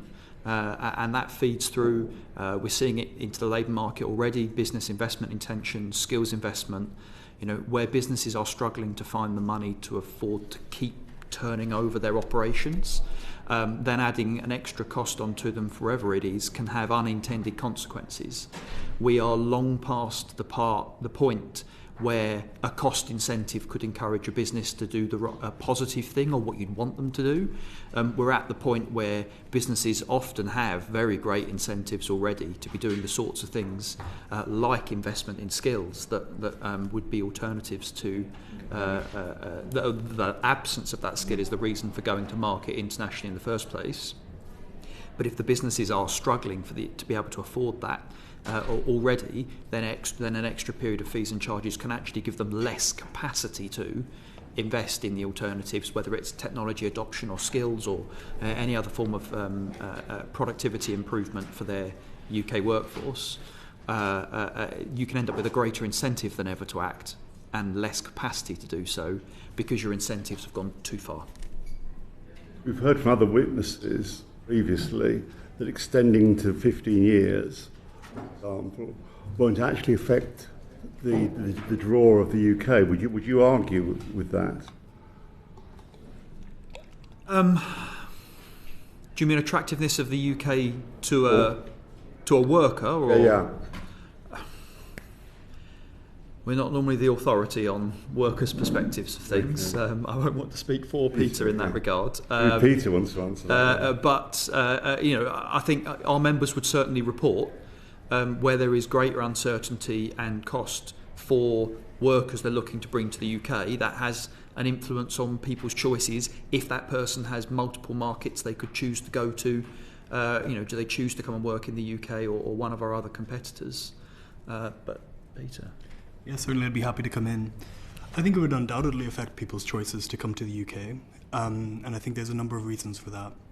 Of course, workers would be expected to pay a significant and repeated costs over the duration of that time. This can be 15 to 20 grand, as well 15 to 20 grand for any dependent, adult or child as well, could potentially be racked up as well, potentially meaning that they could be facing very high costs just for the privilege to work in the UK at a time when they could potentially have a quicker route to settlement in other countries.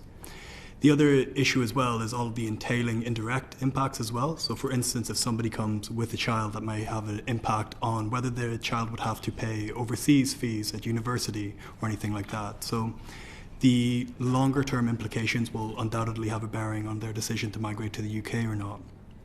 And one of the points I would add as well is in relation to workers already in the UK.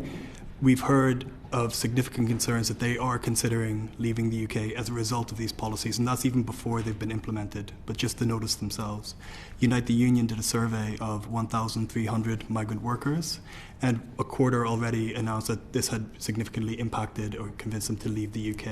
The Royal Colleges of Nurses have also highlighted that a significant amount of nurses are also considering leaving the UK as well, and certainly concerns about their career.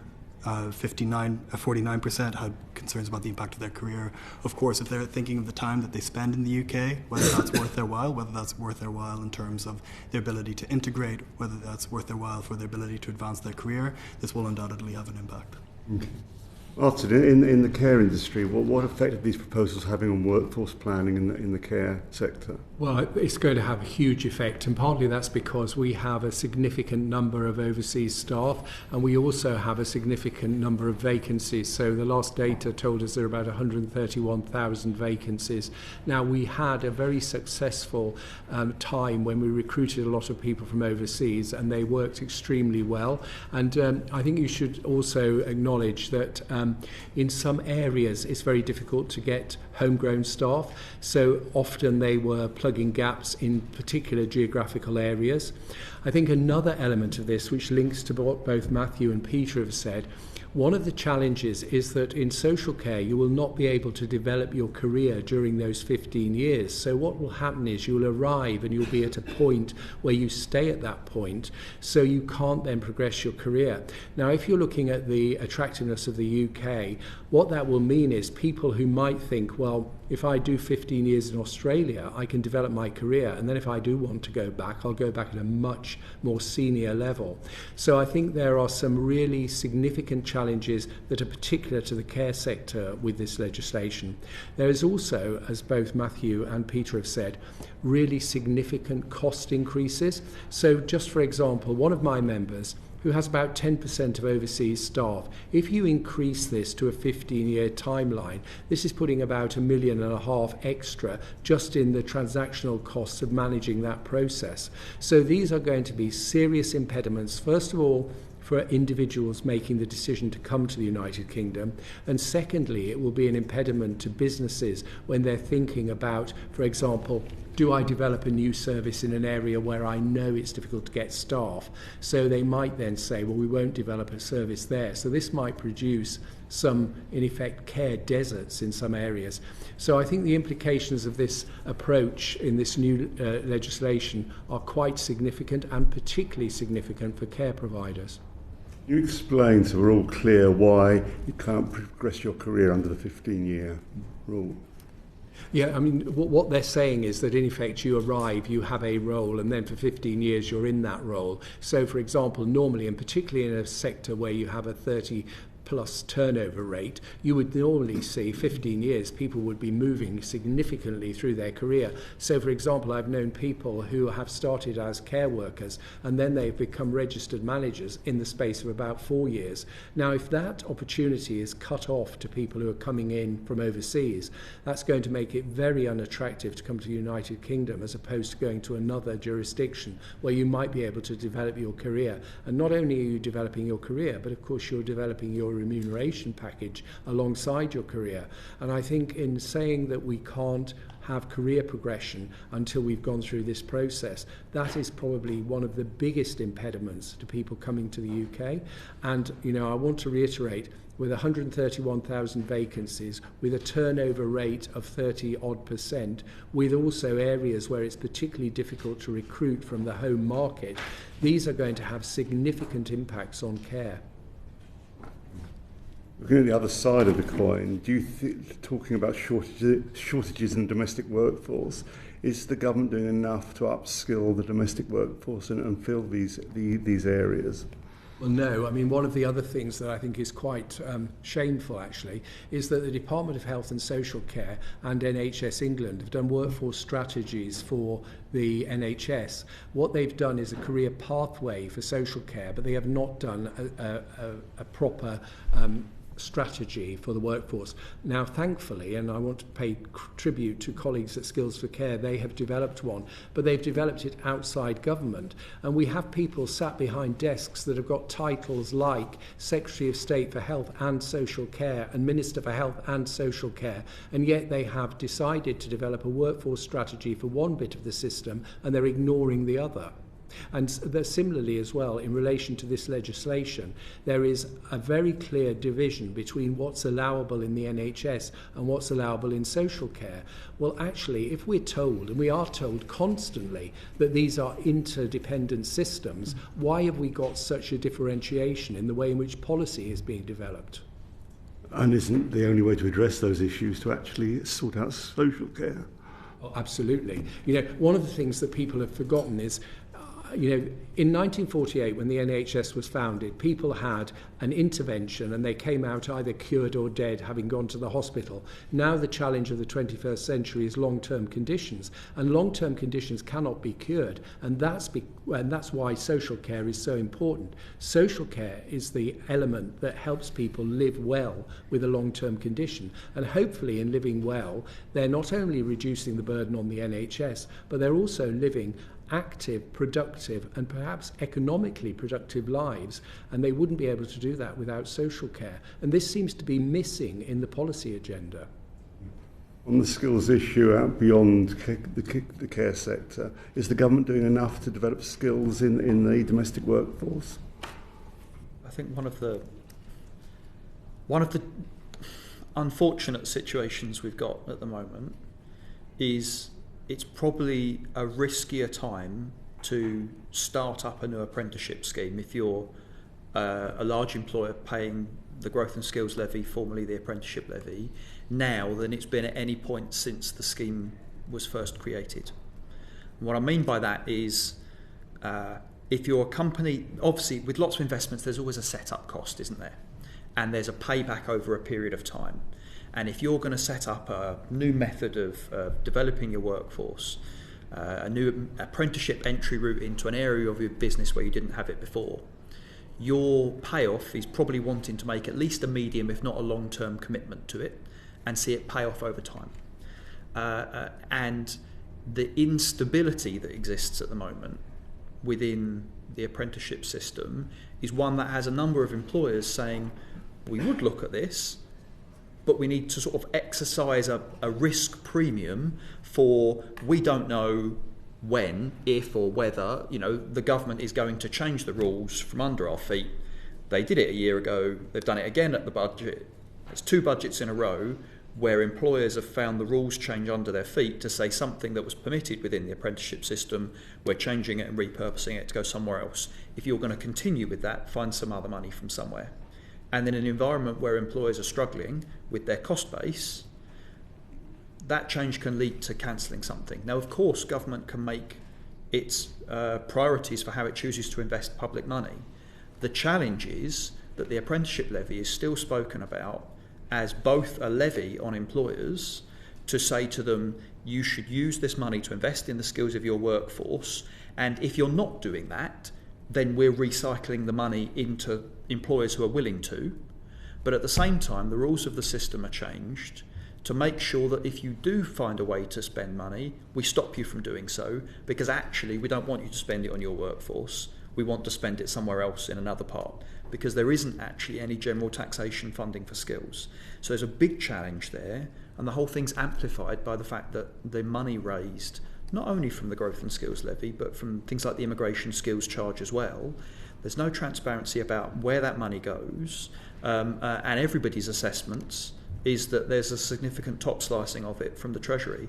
So a lot of these trade-offs are hundreds of millions of pounds that are collected in the name of skills but do not make it into the skills system at the moment. And those are forcing trade-offs that lead to issues like defunding of certain qualifications. We've seen a couple of rounds of that already. Employers are worried about what comes next, because everyone can see an environment where there's a skills budget and it's all spent, and the government is talking about where it wants to do more. And that's a zero-sum game when there's a fixed budget. So everyone's saying, well, what's about to be cancelled? And that has a chilling effect on then employers' investments that are relying on unlocking the utilisation of their levy that they've paid in, that they've seen as a levy that was saying we want you to invest in skills, and this money's set aside to make sure that you do. But that increasingly isn't the case. We could go on, but we're getting off subject. But that's the TUC perspective. Yeah, we agree with providing investment, training and opportunities to domestic workforce, but we need to think about the strategies that are bringing this forward. So we need to see these jobs plans to emerge. We look forward to seeing them, and we look forward to seeing them soon. But the other point as well is the fact that we need to make sure that these roles are attractive to the domestic workforce as well. We need to make sure that there's condition and pay that actually makes people want to actually join these sectors in the first place. We know that adult social care is one of the highest vacancy rates, or the highest vacancy rate of sectors in the UK. Also has a very high churn rate, as Martin had mentioned earlier. And measures by this government, the Employment Rights Act, for example, have made provisions to address some of the issues like zero-hour contracts that are rife in adult social care. But these changes will take some time to bed in. And during that time, we need to make sure that the workers in the adult social care sector do not have downward pressures on their wages that come from having limited mobility in their professions as a result of immigration policy such as this, which actually means that they're less equipped to press for higher pay, better conditions in those sectors. Could one cynically argue, though, that these proposals will incentivise employers to upskill, up wage rates for the domestic workforce? I think in many instances it actually would be counterproductive to that. And I think there's a number of different reasons for that. One is the high levels of power disparity that result from the sponsorship system in the first place. An employee is reliant on their employer for their salary, sometimes accommodation, but also for their ability to remain in the UK in the first instance, which has a significant impact on their leverage in any workplace situation.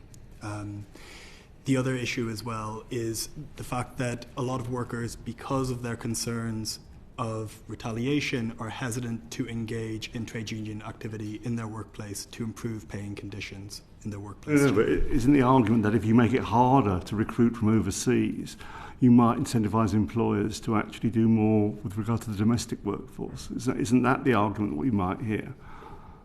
Well, it is the argument we might hear, but unfortunately one of the challenges is that the commissioning process does not enable you to do that. So if you look at the data that's been delivered by the Home Care Association, they have shown that some local authorities are commissioning home care at a point where it's not even covering statutory requirements. In fact, they have said that some local authorities might be complicit in modern slavery in that they're commissioning at levels that are not delivering what you need to give people what's required at the moment, never mind what you would like to give them. And I think, one of the challenges is that if we're going to engage with the home workforce, we have to understand, firstly, that this is not a numbers game. It is a very complex role to be in social care. Not everybody can do it. You need not only skills, but you need the right values. If you've got somebody in that position, you need to then train and develop them. But it's very difficult then to do a remuneration package that's appropriate to that, because the funding levels, and particularly the disparity between the funding levels in the NHS compared to social care, does not allow you to do that. And we find a lot of our staff get good quality grounding in social care, and then they move into roles in the NHS because of the pension scheme, because of the hourly rates, because of the amount of money spent on training. So, for example, the NHS spends £100,000 a minute on training. Now, in an integrated system, that money would be available for the system right across health and social care, but it sits in a silo which is saying it's health.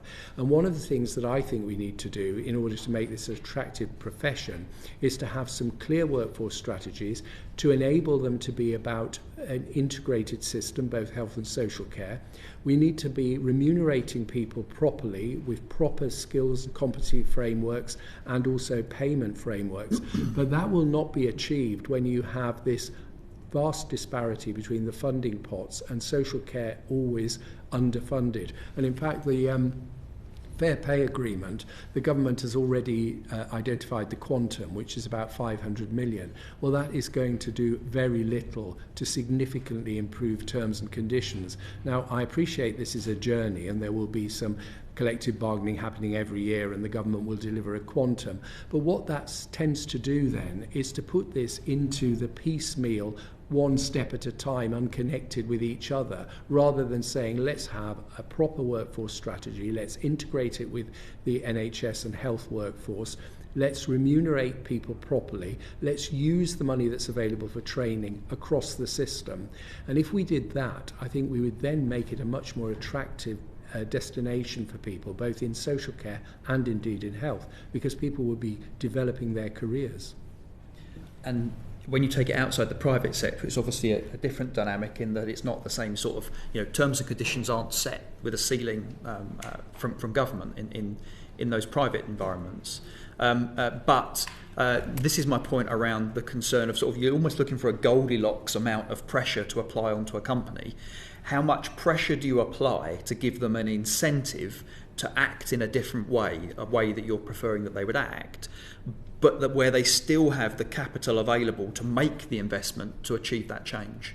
And I'm suggesting we're a long way past that point already. There isn't a company that doesn't have an incentive already to be pursuing alternatives. Often you'll find the companies that are making use of visas already have well above average investment in domestic skills as well. It's not that they're going for one or the other. It's a deep frustration when the line about cheap foreign labour comes out, because it's far from cheap when you're saying that you've already got protections in there to make sure that the wages are the same as the domestic workforce, and then on top of that you've got all of the fees and charges that under this environment have the potential to last for longer as well. So you've already got a strong incentive. The wider cost environment for business is seeing things like skills investment being turned down rather than increased because there just isn't the money available when you're thinking about what sort of prices you can put forward to your customers before your customers say, I'd rather not buy that good or that service if it's going to be at that price. And that's the pressure that businesses are increasingly seeing. That means if they can't put the price onto customers, and particularly at that mid-skill market, you're talking about some very thin margin companies.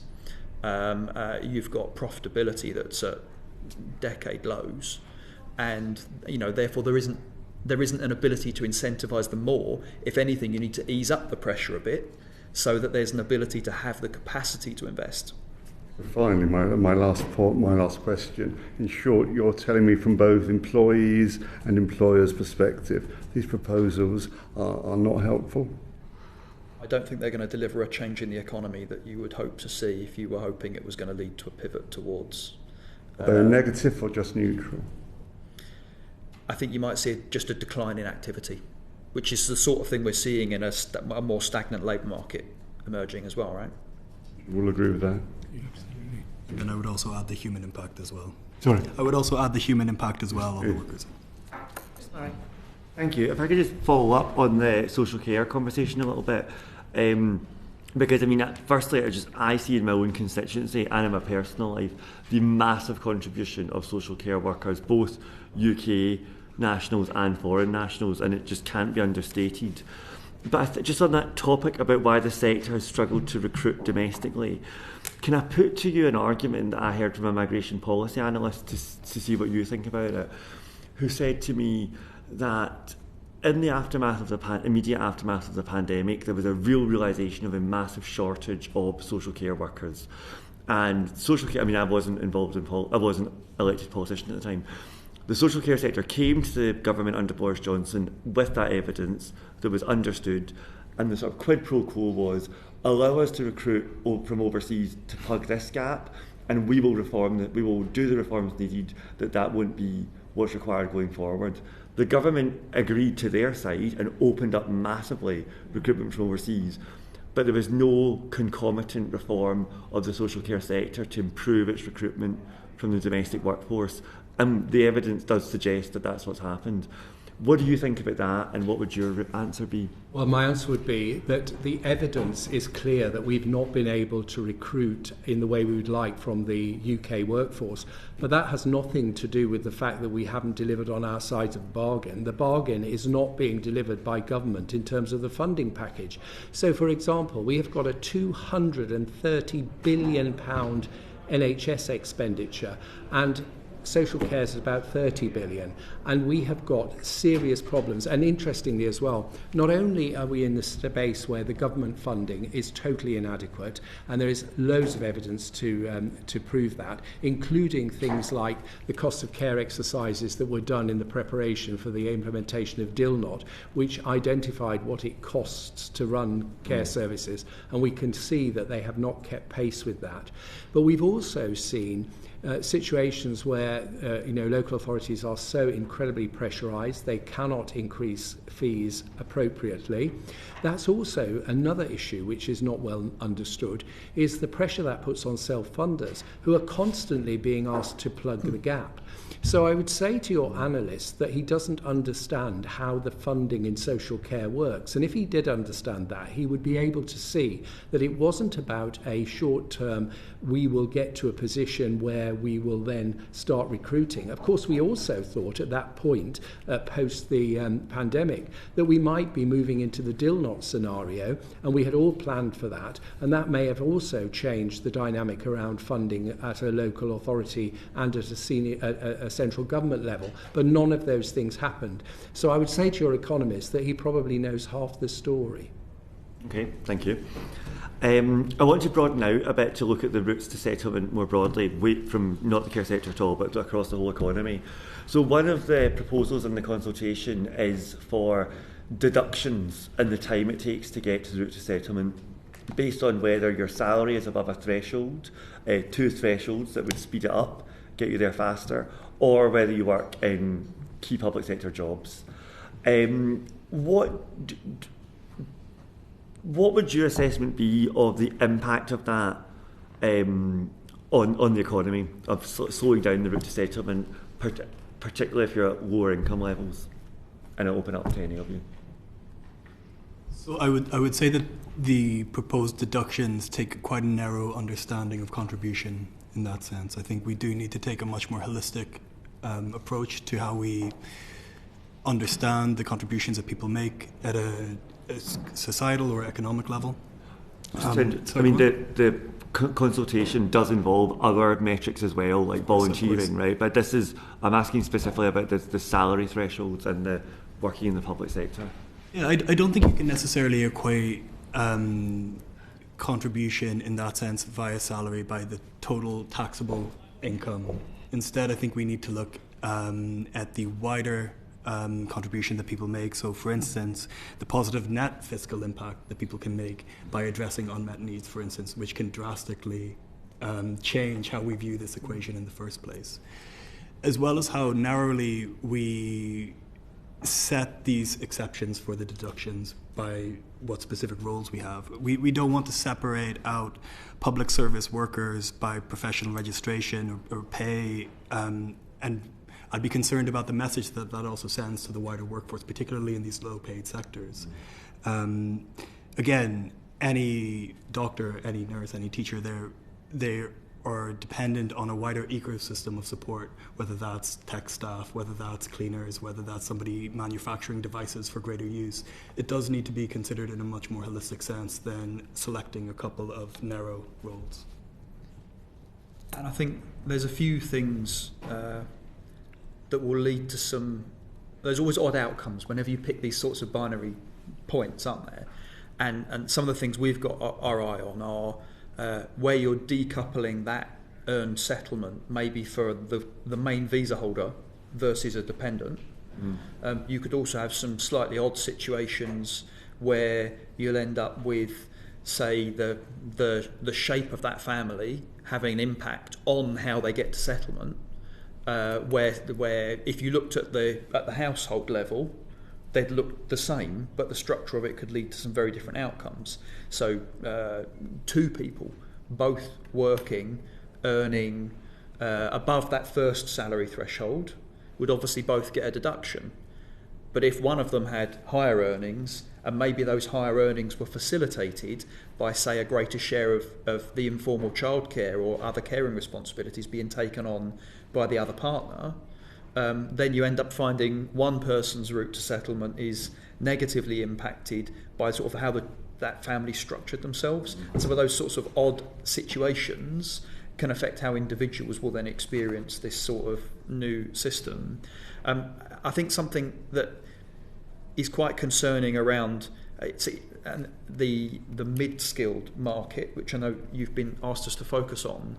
I mean, it's not actually in the proposal; it's in a question at the end, which makes the optimist in me hopes that it's saying this is the system, and we're asking should we change the system to put this in it or not, rather than the 15-year being the default. But if we end up with a situation where we're measuring economic contribution principally through salary and therefore through tax paid, and yet on that measure we're saying because someone's job is skill level 5 rather than skill level 6, a skill level 5 person earning £90,000 a year is deemed to have less of an economic contribution than a skill level 6 person earning 52, you'd be thinking, well, hold on, that's a bit odd. The other person's paid more in terms of tax, but purely this arbitrary line of skills, they've fallen foul of the fact that we're only measuring one thing here.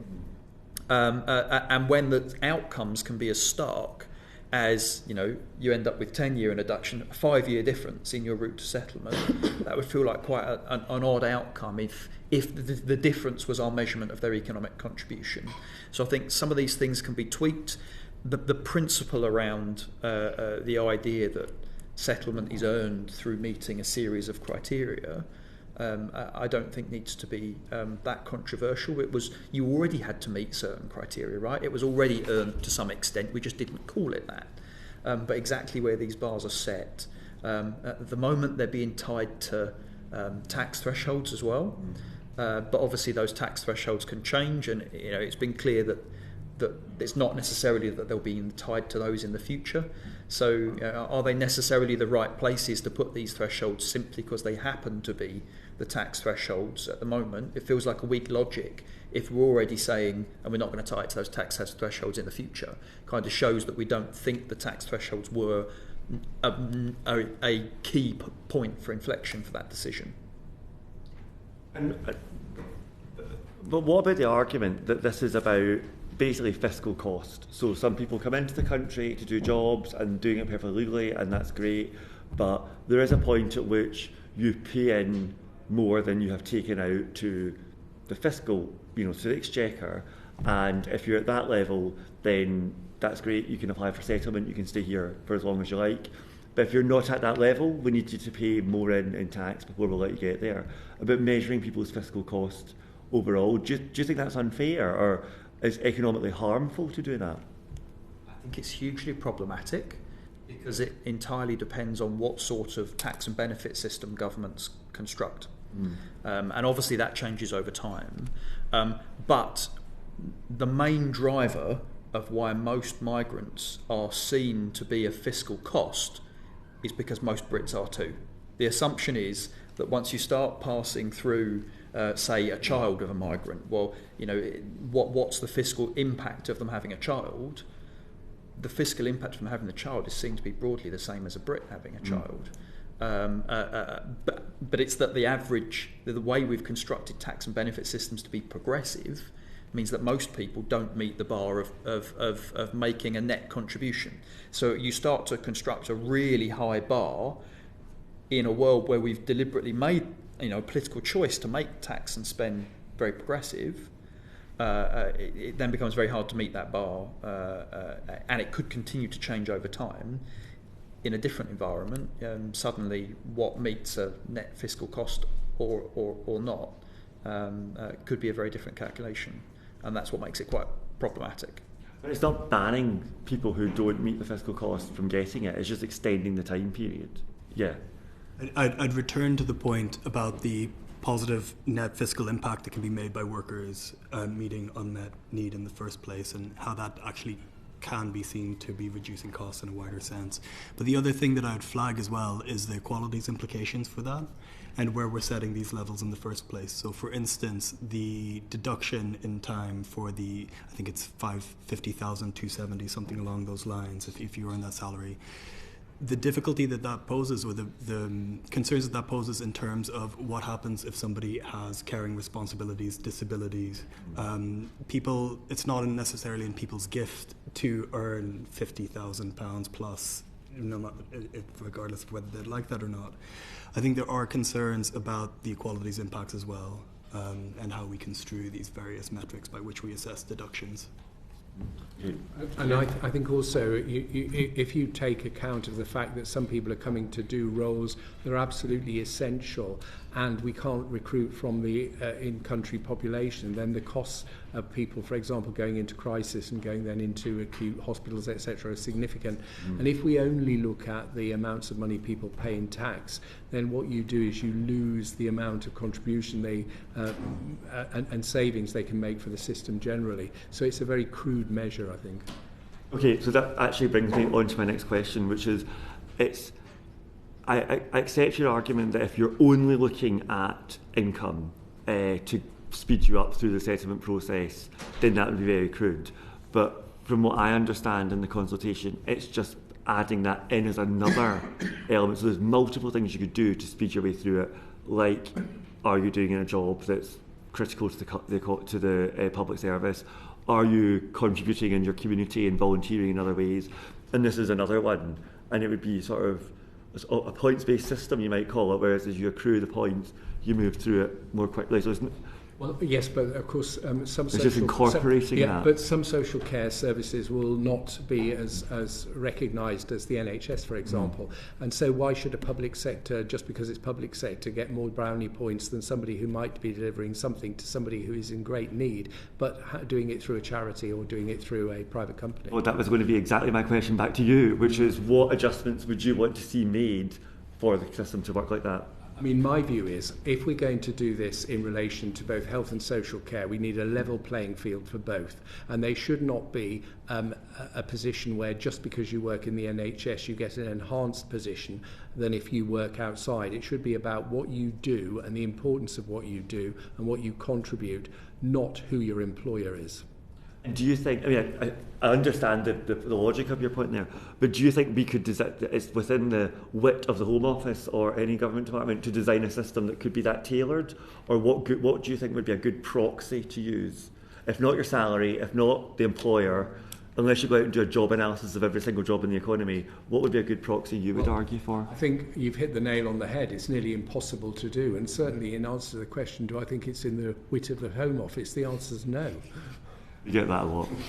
And I think you'll also find it will be in other areas of public services as well, beyond just care. You know, it will come up anywhere where you have the private sector playing a role in supporting the delivery of public services. The question will be, will that criteria that says you get to settlement quicker because your role was pivotal to the delivery of public services, will it apply to you because your employer was a public sector employer, or will it also apply to you because you were working from a private company that was delivering an element of those services on behalf of? And then you end up getting in sort of a differential outcomes depending on whether your money comes straight from government or government outsourced it to somebody else to deliver that on behalf of the government under a contract.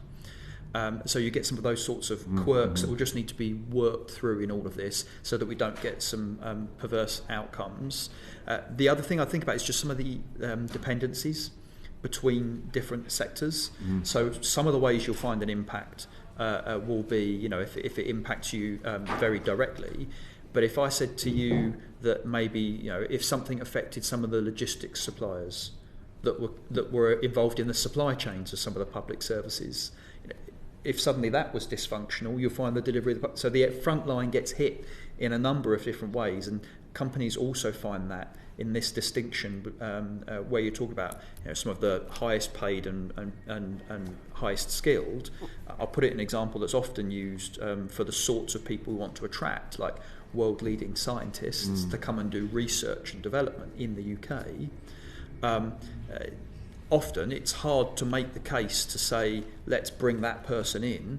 If they don't have the confidence to come into the UK, they're also going to have the best-in-class sort of lab techs and support team they need to deliver that work. And so some of the dependencies, it's not quite as simple as saying these are the people we want and these are the people that we don't, because often the dependencies between them means you can only have one if you've also got some accommodation and confidence around the other. I'm going to move on to Lewis Atkins.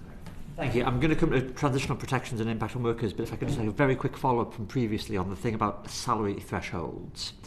Do you think there's a differential regional impact on this? I'm thinking of parts of the country like mine, Sunderland, that I represent, clearly got a relatively low wage, low cost-based economy. Do you think there's a risk that those proposed changes would drive migrants to move to, say, London and the South East, where they're more likely to hit salary thresholds? And Professor Green, I think you mentioned about care deserts previously. Do you think then there's a risk that in other parts of the country we would have potential care deserts? Yeah, I think that's a really important point. As a northerner myself, I know this divide between, the affluent southeast and other parts of the country, and I think that would be an impediment to people going to those areas. And that's where I think we might well see care deserts, particularly as well, because there is not, for example, the number of self-funders that would then attract people to be able to pay much more, so that people who are coming in would get those higher salaries. So I think the regional aspects of this need to be very carefully thought through.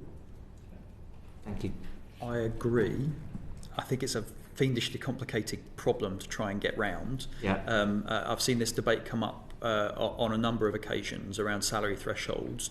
You tend to find towards the lower end of the labour market, the differences between regions is obviously much smaller, but as you accelerate further up, then there becomes a greater regional impact. You think about it, things like the minimum salaries you do on an occupational level for jobs, where they're now getting right up to medium wages. Even there, you start to get problems of some areas of the country can get access to something, to a particular type of worker, where an employer in another area can't, and how does that impact some of your growth decisions? But if you were to try and say that you can have a visa to be able to bring someone in to work in a city, a northern city, how you design that system and prevent them from also going somewhere else is very complicated. Let's move on. So clearly the proposals as stands would apply to people already in the UK, and we've talked a little bit about that already. Do you think there should be, even if the government were to make these changes for future migrants, do you think there should be transitional protections for people who are already in the UK? And if so, what do you think they should look like? I think certainly our position is that the government should retain the 5-year route and halt any plans towards retrospectivity. If the government does proceed with the implementations of any of these proposals, there are certain cohorts that do need to be particularly protected as well, who are made vulnerable by longer stints of time on the route to on the route to settlement rather. And I'd select a couple of different cohorts, but by no means exhaustive, and that would include survivors of trafficking, survivors of domestic violence, pregnant workers, and recent parents. And part of the reason for this is many of these workers who will have been in extremely traumatic situations, who will have undergone significant levels of abuse or exploitation, will not be in a position to meet some of the contributions or some of the criteria required under these proposals for deductions, and therefore would have to go through significant periods before they have any sense of stability that's necessary for their recovery. When I mentioned pregnant workers and recent parents, one thing that's been flagged to us by Unison has been the fact that they've been concerned about bad employers firing workers, not renewing sponsorship because that worker's become pregnant. And then that leaves them in a situation with 60 days to find a new sponsor willing and able to hire them whilst being heavily pregnant. Already we know that protections for pregnant workers are necessary for the wider community, but with this particular vulnerability created by the sponsorship. I'm going to come back on worker protections in a minute, if I may, Peter. Just in terms of the wider point around transitional protections, not necessarily for specific groups, but in terms of for people existing in the UK who came to the UK on the promise of a 5-year route to ILR. Mr. Percival, Professor Green, have you got a view on transitional protections for those people in general? My view is that they came under that understanding, and what we should do is we should hold that line, and then if there are new positions and new approaches, then we should make that for the people who are coming in now. So my view is that people who came in under the basis of being a 5-year process should have that respected. And I think the greater the deviation from what they were expecting, the greater the case for a transitional measure, right? So somebody coming in on a skilled worker visa will have less impact if they're at RQF6 than at below, right? So the transitional measures have greater strength to their importance potentially, depending on how big that change would be. I guess the question to ask would be if the retrospective application of the rules led to a proportion of those workers deciding that this isn't working for them anymore and they were to leave, would that be something we would be comfortable with or not? And you know, that could lead to some significant gaps in important workforces. Thanks. And there's been some suggestion, and the Home Office consultation talks about, you know, a potential mixture of different options, including extending the no recourse to public fund conditions. There's been some suggestion that, you know, there could be retention of the current routes to settlement, i.e. the 5-year path to ILR, but an extension of no recourse to public fund conditions for people granted ILR. Have you got a view on the potential merits of that approach? Well, my view is it'd be very, very difficult to implement. So you'd have to have a situation where you were able to track the person, and then, for example, would you manage the access to things like the NHS? I was in My Doctor the other day, and there was a lovely sign which said, you don't need to prove your address, you don't need to prove your status, you don't need to prove anything, you can get treatment from here. Well, how do we know that that person would be entitled or not entitled? So I think it's very complicated to administer, and the more complicated it is, the evidence suggests the less it will be able to be administered. And what we'll then find ourselves doing is spending huge amounts of money policing something that we can't police. Thank you. So I'm just going to come back to the impact on workers. Peter, perhaps you first. So in terms of the implications for workers if they have to maintain a sponsored visa for 15 years or longer, I think you alluded before, and I've also heard some stories of employers, sponsoring employers using sponsored status as a lever in a pretty unscrupulous way in certain circumstances over the worker. Do you think if there was an extension of the pathway to settlement, do you think there's a case for reform of the sponsorship system, potentially to decouple it from a particular specific employer? Yes, certainly. So as I'd mentioned earlier, the significant power imbalance that's created by the sponsorship system means that workers are basically at the behest of their employer. Any situation that leaves a worker constantly earning, or any person constantly earning their right to be able to challenge their employer's safety, it's a recipe for undercutting wages. It's a race to the bottom in terms of pay and conditions. Unison have campaigned for sector-wide sponsorship in relation to adult social care as a way of decoupling this link to the employer, which I think would go some way towards making sure that that the workers could move freely and move towards any employer with better conditions. One thing that other countries do, a number of other countries have as well, is some sort of bridging visa system. So, for instance, the Republic of Ireland has the employment reactivation permit. In Australia, there is the workplace justice visa, which allows a worker who has experienced some form of exploitation from their sponsoring employer to be able to transition to a new visa to somewhat stabilize their migration status, so they're able to challenge their exploitative employer.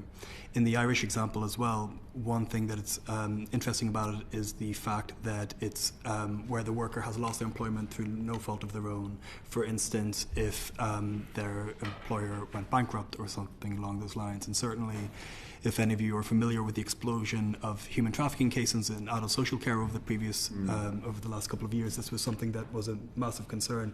Employers losing their sponsorship license, employers going bankrupt, and then those workers, often called displaced workers, were left destitute as a result of that, which was a massive concern. So I think there is certainly a serious argument for reforming the sponsorship system to address these drivers of exploitation that are baked into it.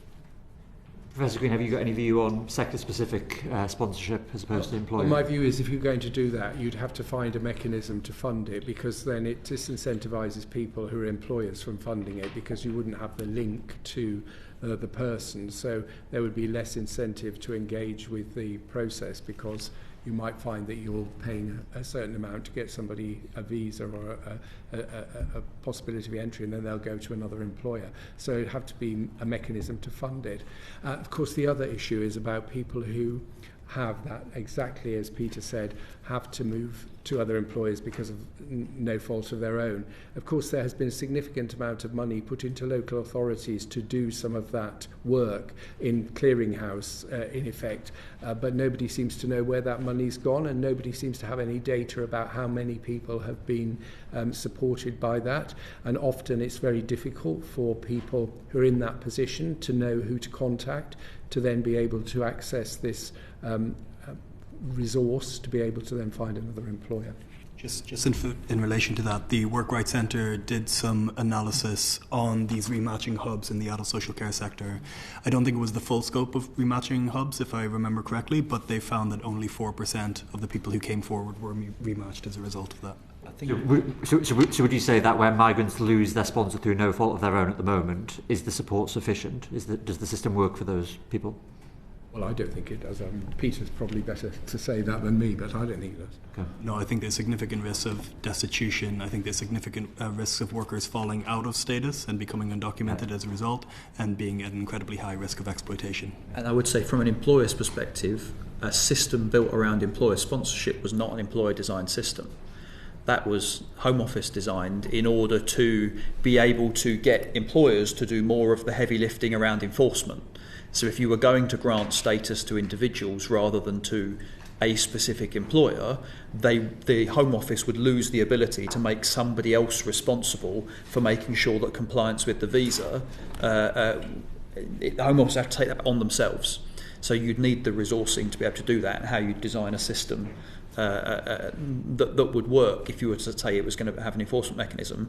Because I'm also not sure, when we've looked at sector sponsorship before, the Home Office has also tended to ask, okay, so which sector employer body are we making accountable for whether the visas are complied with? Now, if you were suddenly to make Martin's sort of criminal status dependent on whether or not every one of his members' workers comply with their visa terms, it's a it's very untenable position for any sector body to be in as well. So you'd have to have a sea change from holding an employer responsible for the compliance with visa terms of their workers to the Home Office doing it directly, and it would be whether or not the Home Office was ready and willing and able to do that or not, to make that work. Employers wouldn't have a problem with the idea that someone's not tied to it. It would have to address the idea that fees are paid up front by one person you might not end up working for, but that's not an insurmountable policy design problem. Thank you. Well, kind of very quickly. Just very quickly, Peter, did Unison have any answer to these criticisms of sector-wide sponsorship? I can't speak on behalf of Unison, but certainly I can get back with further information. If you could let us know, that would be very helpful. I know we have hard stop at 5 o'clock, so I want to thank you very much for being our second panel today. Been incredibly informative once again. But I'll bring this session to a close. Order.